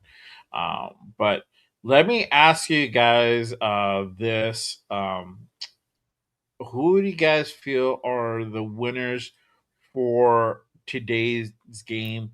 Who do you guys feel was out there that really showcased themselves? Um, let's do this. Let's do both sides of the ball. Winners, Um, losers, the winners. We'll do winners first, and then we'll do the winners. segment. We'll do the segment. We'll do the segment, and then we'll do all that stuff. So I'll go back to you, Primos. Who do you feel is the winner? The winner on both sides of the ball tonight. On the offense, Mendoza's too easy, but I'm gonna go with Mike Washington. Like I said earlier, he seemed like he was the only running back that really had vision. Hit holes that were opening up for him from the offensive line, took advantage of them, and knocked one of them for a big gain. On the defensive side, I'm going with Sloan. Sloan got a sack, and there's not a lot of positive to take away from this defense, but he showed me that hey, he deserves to climb up the depth chart, gets at least some more reps than just coming in the fourth quarter. He deserves to come in third quarter, get a lot more reps than what he got tonight. He definitely earned a lot more playing time than what he got tonight, and rightfully earned. I mean, came off the edge, beautiful speed coming off the edge, got underneath, and the way he just closed in on the quarterback impressed me. And I'm like, this guy needs to at least be our second string edger. Like, this is what I've been looking for all night long. So definitely he was one of my winners tonight.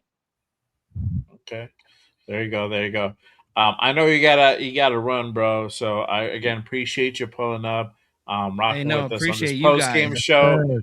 Make sure you guys go ahead and give my guy Primos a follow at Raider Primos.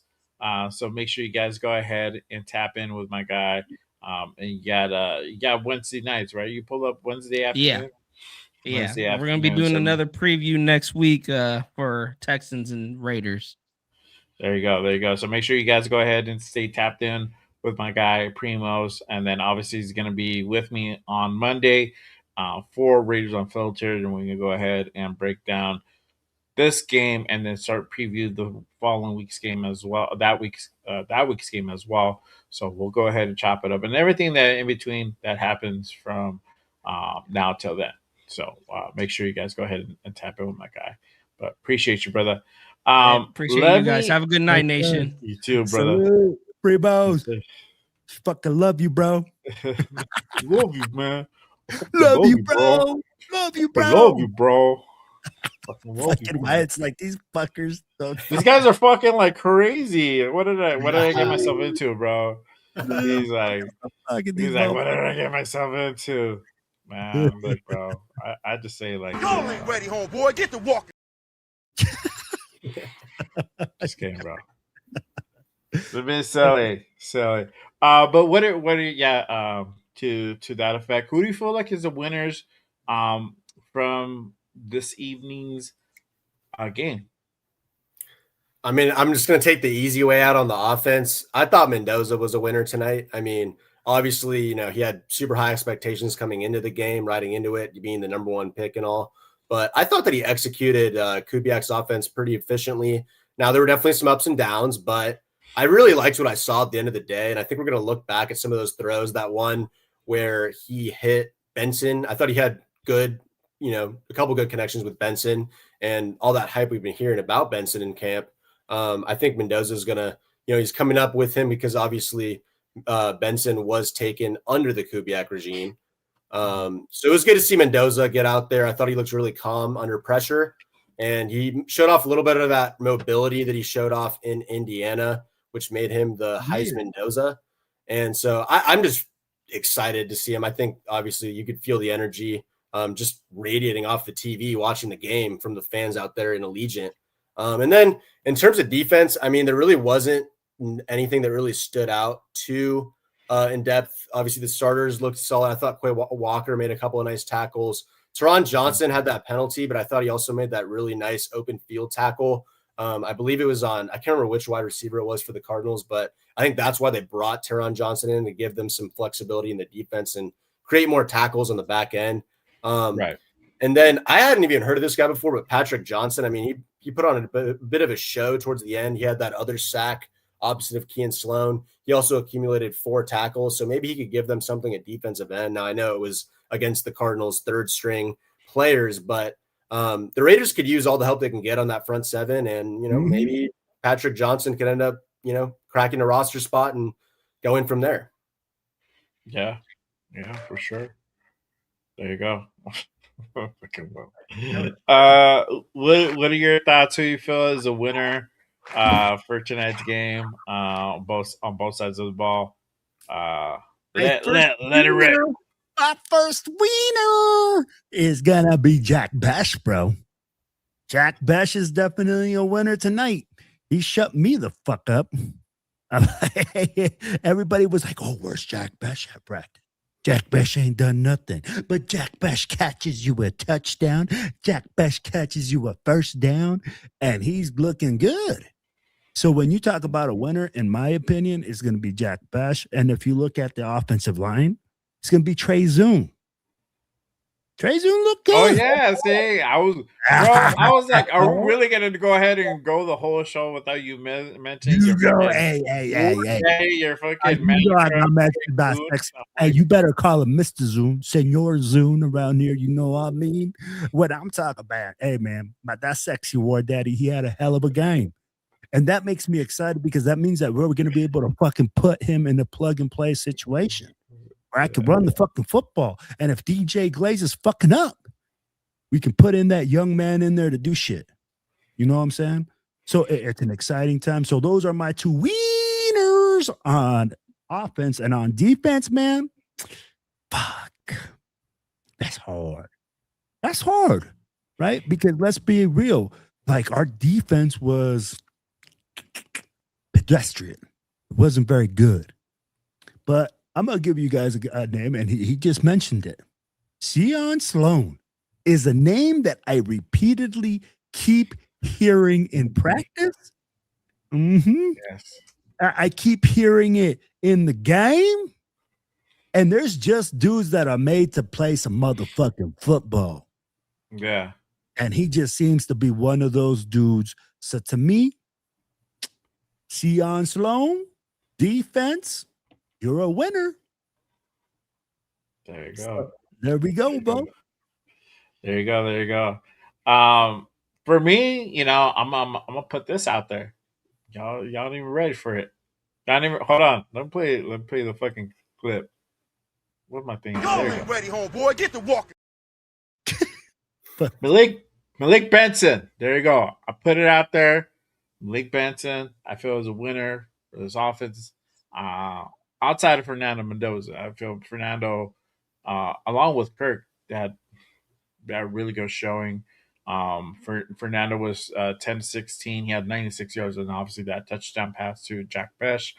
But Malik Benson out there just continually showing that he needs to go ahead and be on the squad. You know, like, we went on and got this guy at the 6th round, and he's out at this moment. He's starting to outperform his draft stock, and that's great. That's what you want to go ahead and see. You know, seeing him go out there and make big plays. So he made a few big plays out there. I want to go ahead and continue seeing more from him and what he can go ahead and really continue to showcase out there, and see kind of where he lands. I feel that he's going to go ahead and make that 53. I think that's gonna be a foregone conclusion. Now, where exactly he's gonna fit on the depth chart is gonna be the real question here. So, very excited to go ahead and see what Malik Benson can do. I was gonna say on the other side of the ball, I was gonna say Ian Sloan, but you fucking took it. But I still say it. I keep talking about this guy. Like, this guy keeps popping up. his name keeps coming out of our mouths. 100. We're starting to see why. A dog. Right? So, and this is a UDFA, y'all. That's a thing. That's a crazy shit of all this. All of this. He's a UDFA. So we didn't go out and waste draft capital on him. So he's definitely outperforming everything that where he was acquired. So if he comes out and to be like a real good solid piece in that linebacker room, or if they're going to go ahead and keep him edge, great. That's only better. Outside of him, I like what I saw from Dalton Johnson. I would like to go ahead and continue seeing more of him. Teron Johnson, same thing. So the Johnsons, they're out there, they're playing good. But I feel like Cian Sloan is definitely a guy to go ahead and keep definitely keep an eye out for. Definitely a winner tonight. We're gonna go ahead and do the opposite. We're gonna do this quick segment though. Yo, dog, it's about that time, bro, and it's been a hot minute. So let me go ahead and bring that back, bro, real quick for everybody in the chat. Salute to we got about 60 in the building. Here we go. This is Walk the Plank. He walks the plank. The plank! All right. Walk the Plank. If y'all don't know, Walk the Plank is going to be our biggest loser of the game. So we're gonna do it. We're gonna do it in this. We're gonna do it in two parts, right? So let's go ahead and say our losers, and then who you want. You only choose one. Who's gonna go ahead and walk the plank? And then for all our peeps in the chat, I appreciate you guys still rocking with us on this post game reaction show. I want you guys to let us know who is the guy you want to go ahead and walk the plank, and just get off about that boat, bro. Get off the boat. Get off the boat. Let us know down in the chat who you guys feel is a loser. Well, let it know. Let it be known, my boy. Hey, man. So, first of all, I need some music background, bro. I need some sad music background right now. Oh, sad music? I don't know if I have necessarily sad music, but let me go ahead and kind of see if I can find something here. There you go. All right. Yeah. So I'm gonna let you guys know like this. He's so sorry, Mr. Sayonara. We be going back to Tokyo tomorrow and a holla. So Tokyo Joe, I see you tomorrow. Yo, hey, my guy that really lost today, man, was Tokyo Toe. I'll be like, when we looked at his instability in the kicking game and a guy that just really didn't perform up to par, and honestly, a guy that we expected a little bit more of, Tokyo Toe. Sayonara. Dang. That's some cool blooded. Y'all cold. Y'all cold and you cold and y'all cold in the chat, man. Poor guy is like sayonara. And bro, Jeff said it right here. You know what? Right now he feels like too much of a project, y'all. Like literally, and I get it. We can put him on the IPP program, but with the International Players Program, and he fills up that roster spot. But I'm with him, man. Bro, you can't hit a 38-yard field goal. 38. No wind. No way in the stadium. Sayonara, Tokyo Toe. Sis popping up. Hey, we gonna sell this in a few weeks. I'm not gonna tolerate none of that talk from you. You heard? Fuck that. We're gonna put a little spanking on the 9. Hey, but you know what? I'm not gonna bite into the bait. We're gonna make the bet come season, bro. Oh, and I'm heard. probably still gonna lose, dog. I'm still lose that bet, but I'm gonna bet something where it's not too crazy, bro, because I know probably I won't win that bet. But fuck that. I ain't gonna let her talk shit. Why? Well, who do you feel? Oh, wait. Who do you want to walk the plank, Will? Tokyo Toe. Tokyo Toe. All right. So Tokyo Toe. Bye. Wyatt, who do you feel is a loser of who's the losers, and then who do you want to go ahead and walk the plank? Who deserves to go ahead and just get off the damn boat? All right, well, I'll give you two losers, but only one's walking the plank. So the first one, I don't want to call him a loser, but I just thought that Jermod McCoy's stock went down tonight. Now I get it. It was his first game in a while, but a lot of people, a lot of analysts thought that he was the best, one of the best value picks in the draft. I mean, he was up there with Mansour Delane of the Chiefs, who they took as the top cornerback in the draft, 6 overall. And we expected something similar to like that with McCoy out there, and they were picking on him in the red zone. I mean, he got two touchdowns scored on his head, and I just by Minshew, nevertheless. And I just think I get it. It was his first game in a while, but he's gonna have to kind of refine his game quickly because week 1 is about less than a month away. I guess a month away exactly from today. And if he's out there, that's gonna be a liability if he doesn't kind of pick it up. But I do think the talent's there, so I'm not going to freak out about him yet and tell him to walk the plank. But in terms of walking the plank, I mean, Aiden O'Connell, man, I mean, I just expected more. I feel like the Raider community is split with him. Like some people say that he hasn't gotten a fair chance and a fair enough opportunity to, show off his talents or whatever. But I honestly, on the other hand, I think he has had enough time. I mean, this is his 4th regime, I believe, and there have been multiple QB battles where he got beaten out by career backups. I mean, Minshew came and beat him out last season. I know he was hurt a little bit, but he hardly even played at all. And this season, I mean, his stock went down even more, going 4 for 13. I mean, 30%. I get it. It's with the third stringers, but a 55 QB rating isn't going to cut it. And he just looked leagues below what Mendoza and Cousins offer. I think Cousins looked efficient. Mendoza looked like that number 1 pick that they took. And obviously there were some ups and downs with him, but mainly ups in my thoughts. And there wasn't really much I liked that I saw from Aiden O'Connell tonight. Mm-hmm. Okay, there you go. So AOC, you walk the plank. Damn. Blooded. Love it. For me, as far as like on the offensive side of the ball, I'm probably gonna have to go ahead and agree as well.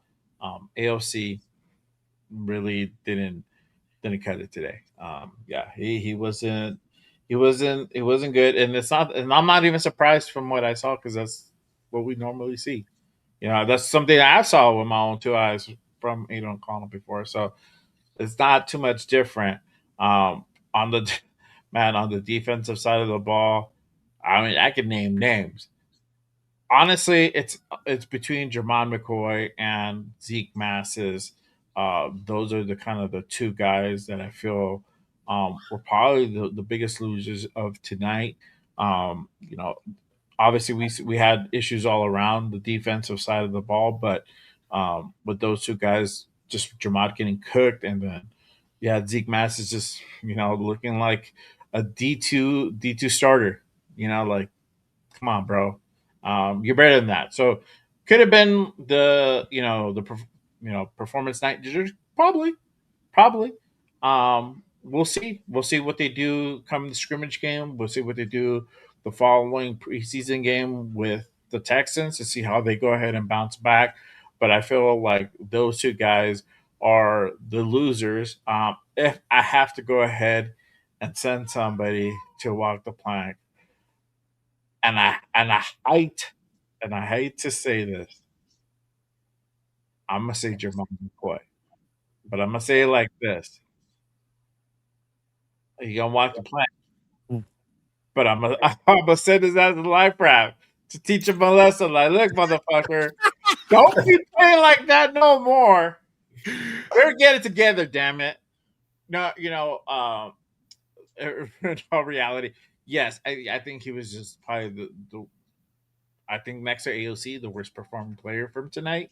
He just looked that bad. But again, playing the devil's advocate, he hasn't played in over a year. So you have that. He has a lot of rust that he's trying to go ahead and work out and shed off. So I'll give him that. But all right, let's do this. I'll give his say of execution. Let me put AOC's ass on there. I've had it. The only reason I would keep AOC is just for that emergency role. That's it. That's the only reason why I would keep him. I'm not a fan of AOC, never have been.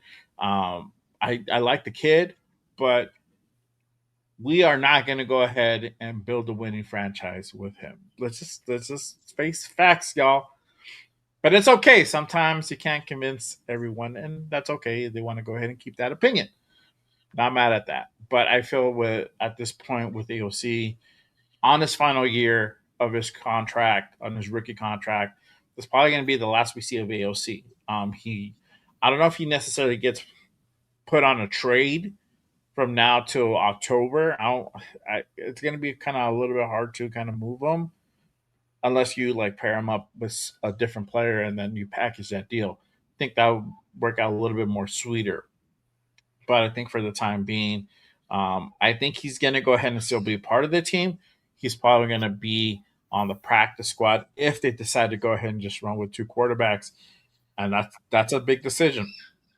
What are they going to do with the OC, right? He's a very serviceable quarterback as a backup, so you have that. Would I think a team would necessarily come and pick him up? Maybe, definitely could happen, but you guys got to remember it's not literally picking him up from the practice squad and putting him up on their practice squad. They have to put him on for the active roster, I believe, Mhm. for the rest of the season. So that's the caveat. Could a team come up and do that? Definitely so, but I don't know. But that's the thing that they have to go ahead and kind of weigh in. It's like, do they really want to go ahead and put him on the practice squad and have that potentially happen, or are they going to go ahead and carry three and he's going to be just there? But for this show for this night, ALC you walked the plank, sir. So there you have it. I don't know. Let me go ahead and go to the chat again. Appreciate you guys pulling up and tapping in with us on this post game reaction show. Raider Scorpio says AOC, he's on there. Big Lex says biggest losers, Mass, Tokyo To, and Yep, AOC. I Uh, agree. let's see here. Biggest loser that walks the plank is AOC. There you Can't go. disagree. Jeff says biggest losers are all players that accounted for the 8 damn penalties, 8 for 75 But yards. What the fuck? you know what? One of the penalties that really killed me, guys, and I'm going to be honest, was Tommy Eichenberg's fucking personal foul. That 15-yard penalty that he had, that he fucking goes in there late and he takes a swipe at the ball. That cost us 15 fucking yards. Penalties like that, man, are fucking stupid. And those are the penalties that I can't live with, right? Like, I get that we're going to have penalties right now where, hey, you get a false start, you get a fucking holding call, little things like that. But when you're getting fucking personal fouls, come on, man. Yep. Hey, tripping, bro, like, those are stupid fucking penalties. Those are the ones that I can't take, y'all. I'll be like, I don't know about y'all, but when I saw those, I was like, what the fuck, bro? Like, where's the discipline in this team? You can't have a fucking personal foul in your first exhibition game when you're fighting to be on this team as a second stringer. And that's just in my opinion. I don't know about what you guys think, but what did you guys think about those? I saw the penalty. So I saw the penalty, but dude, because I had to do a bootleg. I thought it was gonna be on NFL Network, bro, and so like I was ready for it, and then like no, I had to do it through like the TV. Anyway, but a bootleg, so I probably the stream kind of refreshed at some point, so I might have missed it. But I saw the penalty happen, just didn't know who caused it and what it was about. So if he had like a personal foul, yeah, man, that's lack of discipline, bro. And that's something that Robbie Leonard has to go ahead and really address because last year we were more disciplined on the penalty side, especially on the offense because the offense usually like jumped off sides and you had guys in motion when they're not supposed to be in motion and stuff like that or so but yeah, that's a thing where we definitely need to go ahead and clean up, for sure. Because once season starts and we're in it for the games, then it's that penalty might be big. That penalty could cost us. So, but yeah, that's my thoughts on that one. Let's see here. But let me go to the chat again. I appreciate you guys pulling up and tapping in and rocking with us on this post game reaction show. Let's see. Jeff says, "What about JPJ tripping?" Yeah, Okay, I that's didn't. what one of the ones up that I saw too. I was like, what the fuck, bro? Mhm. That and Oh, what he Jeff trips said, on. bro, Jeff even says on the next one, he says those are drive killers. And he's right when Yeah. they're offensively, but when they're defensively, they're drive extenders. When we're giving up first downs on a fucking personal foul, or we got fucking PI because we don't know how to fucking play coverage. Mhm. So on both sides, man, I agree with Jeff that 8 penalties, 75 yards is kind of fucking ridiculous in the first preseason game, bro. Yeah. We're the Raiders. Fucking penalties is what we fucking do. Well, we were better last year. We were pretty good on penalties. We didn't, we're not out there like in prior years past where we're just penalty after penalty. It's like we got like 200 yards in penalties, bro, alone. It's not that. So we had a great improvement last year, but obviously preseason, okay, but we need to definitely address that and make sure that the discipline is on the field and we're not doing stupid shit. When it's like a very suspect call, or hey, you just probably fucked up, that's Yeah. different. But it's like you're swapping the ball while you're tripping somebody. It's like, okay, come on, like you're gonna get that called I'm most gonna of the tell you time. something, bro. That would be when your mom calls you and be like, Jay Raider, stop doing pendejadas, way. Like that's exactly what my coach would be saying. What the fuck are you doing out there, you fucking moron? You, you don't know how to block people, you have to trip them? Come on. Shout out to my guy G Fam in the building. Salute one of my mods here at Just Raiders. Salute to you, brother. Thank you for tapping in. But let's go ahead and cap it off with this. Let me go ahead and let me get your final thoughts on just kind of the game and everything kind of we've gone through the last few weeks with training camp and now having us put the first preseason game in the books.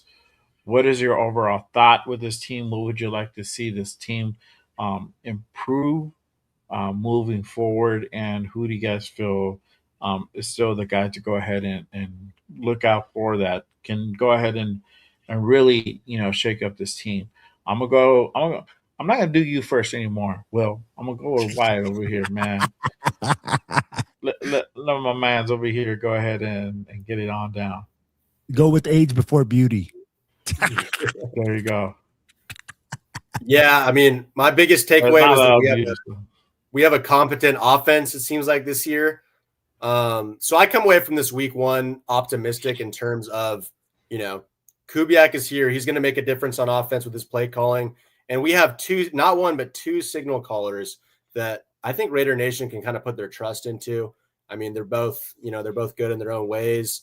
In terms of training camp, I think it was really nice to see Malik Benson kind of live up to the buzz that he was generating in training camp, as well as Jack Besh. I mean, like you guys were saying, I mean, it's been kind of quiet with him at camp, and he made a couple of really tightly contested catches, which I thought that kind of showed why they took him in the second round a season ago. So overall, I thought the receiving core looked good.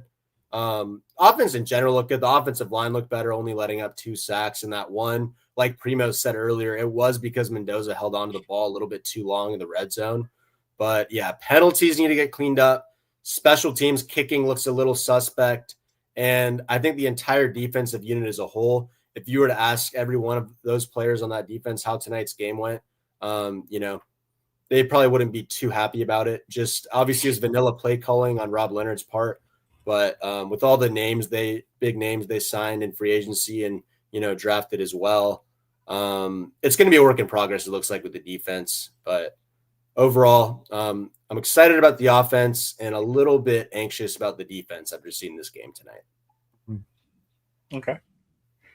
Well, lay it on down, brother. Lay it down thick, baby. I'm gonna tell you like this. I ain't sweating shit right now.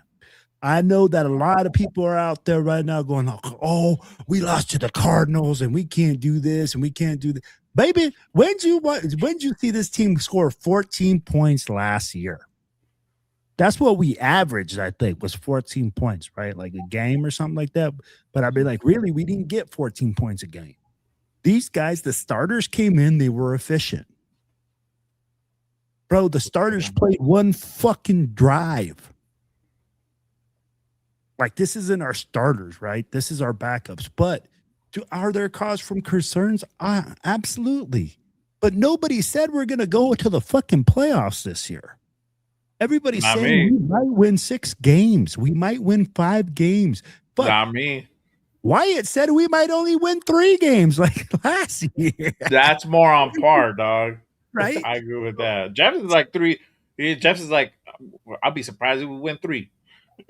Yeah. And so when you look at that, man, for me, this team is on track, right? What we were looking for is to make this team more competitive, to make this team better. Did we think that this team was going to make a total freaking change? No. But can you see that this team now is going to be offensively competitive? Yeah. Bro, you could see that Kirk Cousins can move the fucking football. You could see that the offense could do things. Now, defensively is all going to be in the question, right? How far along are we going to come up? How is Robbie Leonard going to be this? Is his thing going to be more aggressive? We're going to see this as it progresses. But one thing is this. It's positive, bro. There's positivity within inside of Raider Nation right now. And regardless of how many fucking wins we have this season, I think that you're going to see it throughout the season because we're going to be competitive. This team might not be a fucking a 10-game winner or fucking, a playoff team, but it's going to be a competitive team that we could watch the fucking games and not be drinking fucking Kool-Aid by halftime. Y'all have been there, bro, where we're losing fucking 35-0 at half or 24-0, and you're like, hey, man, this game's a wrap. Yeah, I'm going to go home. I don't know if y'all been there, but I'd be like, Turn bro, this shit off. Yeah, I've been to places, bro, where the dudes are like, oh, we're down 14-0. We ain't coming back. I really feel like this year we're going to be a lot more competitive than that. And this game showed me that. Mm-hmm. I'm like, I saw competitive. I saw the guys making plays. I saw some freaking throws. I saw some catches. I'm like, at the end of the day, that's all you can ask for out of this team. We're the 32nd ranked team, motherfuckers. We're the 28th. No, 32, bro. NFL Power Rankings, 32nd ranked team. That's not Power Rankings. Anyway, your yesterday's trash. Okay, like Debbie Downer over here. For me, I mean, look, again, I take this kind of a little bit with a grain of salt. Again, this is the first preseason game. Yeah, this is a lot of guys are green, a lot of guys are raw, a lot of guys first time playing with each other, a lot of new bodies. We've said this time and time again. This is a new team, and essentially, aside from some probably like a handful of guys, most of these guys are new. We got a lot of draft picks in. We acquired guys in the off season. We got new coaching staff, so a lot of the stuff is new. So it's not going to look pretty from the get go. We got a premier corner in the 4th round. It's supposed to be a first rounder, but he has an ailment, right? The guy hadn't played for a whole year. This is what looks not playing for a year looks like. It doesn't look pretty. He's gonna get cooked. And some of these guys were like the twos, but I mean, could he bounce back? I hope so because there's a lot of promise with a guy like Jeremiah McCoy that can go ahead and develop and be something, really good down the line. And with him, it's always going to be a short term type of thing. And he also realizes that too, because he came out and said something where it's like, I'm gonna be here until I ain't. Like, I'm gonna make the best of this opportunity, however long it is. And that's a great mindset to go ahead and do. And so, have a great night. Cool. Go back to the drawing board. Same thing. Zeke Masses, got the little bit reality check. This is the NFL. It's a different level. You gotta also make the fundamental plays. You gotta make the fundamental. You can't be all showy and flashy. Like that's cool at times, but you gotta make the fundamentals. So I think these guys are learning that. They're seeing this game for what it is for the very first time. And I think we need to go ahead and pump the brakes a little bit and panic and say we're straight garbage. Look, this season it's just still not going to look pretty. It's not. I'm not. I'm not here to blow sunshine up your ass, or or anything of that sort. That's not what it is. It's a rebuild, y'all. It's gonna look. It's gonna look not good. It's just not gonna look. So the biggest thing here is we saw that Kirk Cousins looked really efficient. Fernando, looked efficient as well. There's some stuff that he needs to go ahead and correct as well, and it's understandable. He's a rookie, but he's definitely showing his worth right now, right? Um, and so you have other guys as well on this team that are also showcasing themselves as some of the other guys are struggling. It happens. And not everybody's going to be hitting on all dimes, but there is a lot of work to go ahead and be done before week one.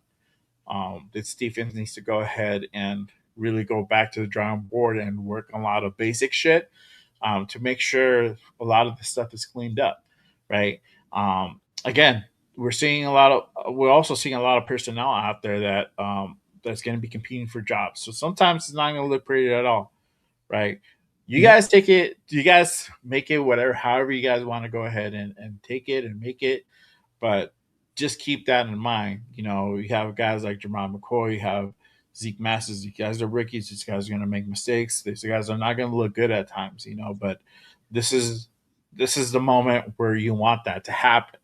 You want those mistakes to happen, so that way, once the season starts or they get rotated in during the season, they've cleaned a lot of that stuff up, not making fundamental mistakes. Because that's the most frustrating part, that you're making the most simplest mistakes out there, which at this level you shouldn't be making those. But yeah, I want to see what Fernando keeps doing. I feel they're going to go ahead and give him quite a bit of burn, and we talked about this on our prior shows. Expect Fernando to get a lot of playing time during preseason, but once week one starts, that boy is going to be on the bench. His ass is going to be on that bench, sitting or holding the fucking clipboard for the Mhm. next 10, 15 weeks, 17 weeks. We'll see how that plays out. That's a whole other argument. That's for a whole other show. We're going to talk about that for sure. But that's what you're going to expect to see. Right now, you're getting a lot of opportunity. And I think Gannon says that's what you want to do. You want to get the kid the opportunity to go out there, get the experience, get the reps in. But you have the vet. He doesn't have to worry about, am I have to go ahead and carry this team right off the bat week one. He doesn't have it. So that's a great thing. I love, I love what Mike Washington is bringing. We got our 1-2 Yes. punch. Love it. This run game is going to be very exciting to go ahead and see a lot of big plays with that 1-2 punch of Genty and Washington there, and Nolan Kubiak is going to have those guys out there at the same time. So it's going to be exciting as well to go ahead and see how that's going to even play out, how that's going to go ahead and look. This offensive line, um, before the threes, obviously, it looked cool. It looked solid. There's things that still have to be cleaned up, but like the ones look solid. Twos, you know, there's some parts where it definitely needs to be adjusted. Threes were threes. It started kind of breaking it down at that point. So I like what I saw from Malik Benson, Cedric Jackson, Naylor, obviously, Mike Mayer getting involved. So I'm excited to see what this offense is going to go ahead and do defensively. Let's get it together, baby. Let's get it together. That's all I'm gonna say about that. But yeah, uh, that's kind of where don't let the jury out yet. I don't think the jury's out yet on this team. So I know everybody's, if we're Raider Nation, we always gonna be fucking impatient. We want that win now, and we want to look good on coming off the gate.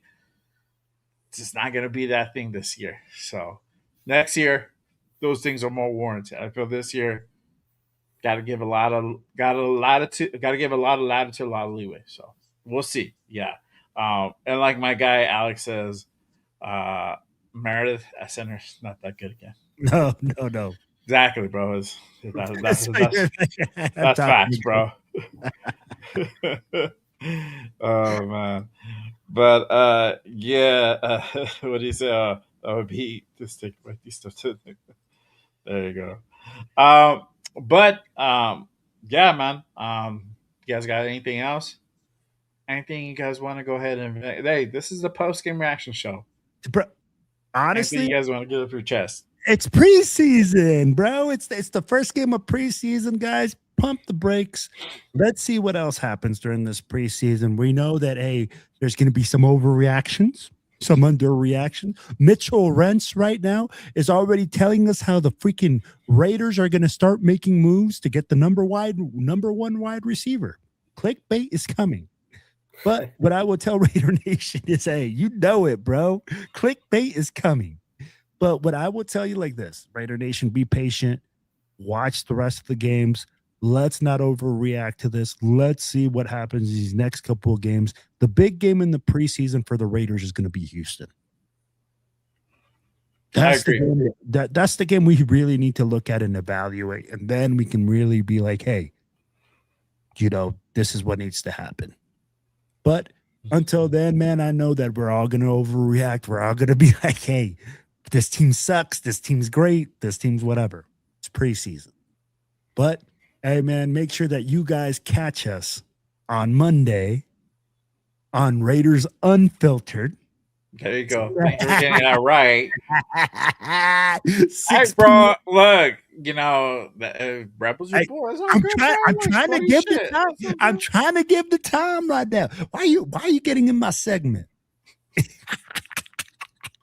Yo, so it's gonna be 5 p.m. Pacific Standard Time, man, 6 p.m. Mountain.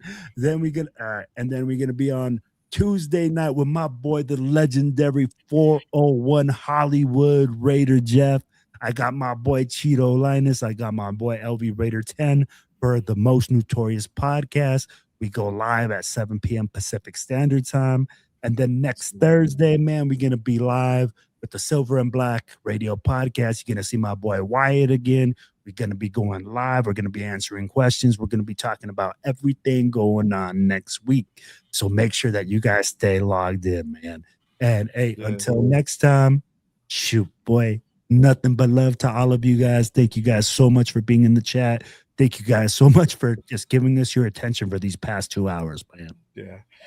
Before I go, you got anything to unpack or unload? Pause is necessary, bro. Oh yeah, I mean, I was just glad to see that the Raiders offense had a pulse. I mean, obviously they brought in the 2 quarterbacks, and I think it was good to just see it happen in front of us. And I think this game kind of showed, well, Mendoza is every bit of what they drafted from that guy that won the Heisman Trophy in a perfect season with Indiana. I think this game kind of showed why they also signed Kirk Cousins, because I think Kirk Cousins just had a little bit more command of the offense. And I think he gives us ultimately the best chance to win right out the gate. But I do definitely expect Mendoza to play at some point this year. Okay, there you go. That's what's up. Hey, when can we catch you on the Sack Blackout, brother? I think we're actually making a video tomorrow, so I'm not sure if it's live or if it's pre-recorded. It'll probably be on Saturday it airs, but okay, yeah.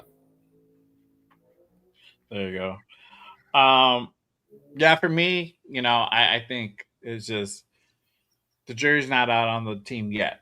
Again, this first game, there's gonna be growing pains, and it ain't gonna look pretty. Kirko Chains is gonna do his thing. Kirko's gonna do his thing, man. He's gonna come, coming pillaging. So there you go. There's a reason for everything, and so him and Clint clicking up again. It's a good thing. We're gonna have that veteran presence, and again, I don't expect a lot from this team this year. And if he's able to go ahead and just have this team play solid the rest of the season, I'm good with that. Again, this is a building year, and so building year just doesn't always look pretty. But I'm excited to see on the things that can go ahead and happen. And we have a lot of gems. We had a lot of flashes today, as much as we did have also negative. But yeah, that for me, that's going to be the thing. But for myself, what I have going on this week, make sure you guys go ahead and pull up on Saturday for a special Good Morning Raiders. I'm going to go ahead and have my guy, 805. He's going to be in the building. We're going to go ahead and dissect and chop up this game and talk about the next game and what we expect from this team kind of moving forward into that week one. Y'all already know we're going to do this shit 805 style. So make sure you guys go ahead and tap in on Good Morning Raiders this Saturday, 10 a.m. Pacific on the West Coast. Make sure you guys also to go ahead and tap in again to our show, Raiders Unfiltered, every damn Monday, usually at 5 p.m. We might go later. Oh yeah, we got to go later. We got to go later this Monday. We're gonna talk about it. I don't know if we're gonna figure out between us three primos and me and you. So, yeah, we're gonna figure that out as well. And then also I plug the shameless plug. I'm plugging my shit. I dropped a new show. I dropped a new channel. No effing way. This is my solo channel where I'm going to be doing non. Well, I'll do some football related content, but mostly non-related football content. Some crazy shit out there. If you are into aliens, AI, crazy topics, virus, all that crazy shit. Make sure you guys tap in. If you guys are into sports, UFC, boxing, all that good stuff, go ahead and pull up. I actually just dropped a video today on a preview for UFC 330, the two championship fights, the women's strawweight championship versus Mackenzie Dern versus Jillian Robertson, and then the main event, Islam Makhachev versus Ian Machado Gary for the welterweight championship. Go ahead and check that out. I'm going to be doing a live stream on Saturday, a fight companion / fight pal, whatever you want to call it. Just going to go ahead and do it on the main card, so you guys can go ahead and tap in, talk something outside of Raiders football, and just talk some fighting. Definitely love that. Been UFC and just regular combat sports fan for decades. So putting it all together, and there you go. And I got some funny ass shorts on there, so make sure you guys go ahead and tap in. To that show. So that's what I got going on, man. That's it. But thank you, everyone. That's it, man. That's it. That's a wrap. Jeff just let us know that the next preseason game is going to be next Thursday night. So are we going live next Thursday night after the game? So every preseason game is on Thursday. Yeah. Yes. So yeah, we could. Yeah, definitely, bro. We'll run it this next week coming up. Okay. The following week, I don't know if I'm necessarily going to go ahead and do a post-game reaction show. I will be actually in Vegas for the Raider versus Niner game. As you know, my sister's in the chat talking some shit already. We're going to see about that in a few weeks. But it's preseason. That's the shit that I'm gonna go ahead and cop the whole year until we play y'all again. And then they'll be for real at that point. So, if we get our asses handed to us, okay, then. But until then, I'm defending our team. Damn it. Until then, fuck your team. But I don't know if I'm gonna do. Yeah, no, I always say fuck the Niners. But I don't know if I'm gonna do a show on that day. I probably won't, just because we're gonna get out of the stadium. I got it's a family trip, so I got her family, my family, we all together. We were Brady bunching it, so it's gonna be chaotic. I'm gonna have literally like 6 kids, 5 kids in the whole house. It's gonna be fucking insane, bro. Bonker. My kids are already wild as fuck, and then her kids can be wild as fuck. So it's just gonna be pure utterly chaos. It's a 5-3 man advantage because it's only 3 adults to 5 children, bro. You never want to get out. You never want to get outmanned when it comes to kids, bro. They just gonna run amok, bro. You're But outgunned. luckily, I got that insurance on the Airbnb, dog. So if they break some shit, Like I said, I got I'll the be insurance. okay. Hell yeah, I was telling my wife, I'm like, should I get the insurance? She's like, nah, it should be okay. Like, if you really feel like you should, like, I think we'll just Yeah. move everything. I was like, fuck that. I know my kids already. You don't have that old school Yeah. insurance. My dad used to be like, "You want to know what the insurance is? I'm gonna whoop that fucking ass if you fucking break that shit." Yeah, no, bro. Like, I might yell at them, and then they'll be cool and chill for like 2 minutes, and then next thing you know, they're playing with them. Like, what the fuck? Like, you turn your back, and that's it, bro. 2 toddlers. Yeah, it's insane, bro. It's a time, bro. It gets very interesting at times, bro. Very interesting. I'm gonna just tell you guys that. My guy Alex says no effing way sounds like a Raider Wolf show. No, oh yeah, but it's my show, so there you go. Tap into it. Drop the link down below for the channel. Make sure you guys go ahead and check that out. I got some funny ass shorts, reaction shorts that I did. So hopefully you guys go ahead and enjoy it. But yeah, this is my new show. But again, make sure you guys go ahead and catch me Saturday morning. Good morning, Raiders. For all my members who are still in the building, I will be doing Jay's Corner tomorrow. I will drop that video. I'm probably going to go ahead and record it maybe later on tonight, if not sometime tomorrow. And I'll have that up before the end of the day because that's the time we do it, man. Or maybe I'll go ahead and get in a quick members only stream, and then I'll just go ahead and do it there. So make sure you guys go ahead and be on the lookout for that. And I'll go ahead and do that. Oh, okay. So what, you want to run it, bro? Okay.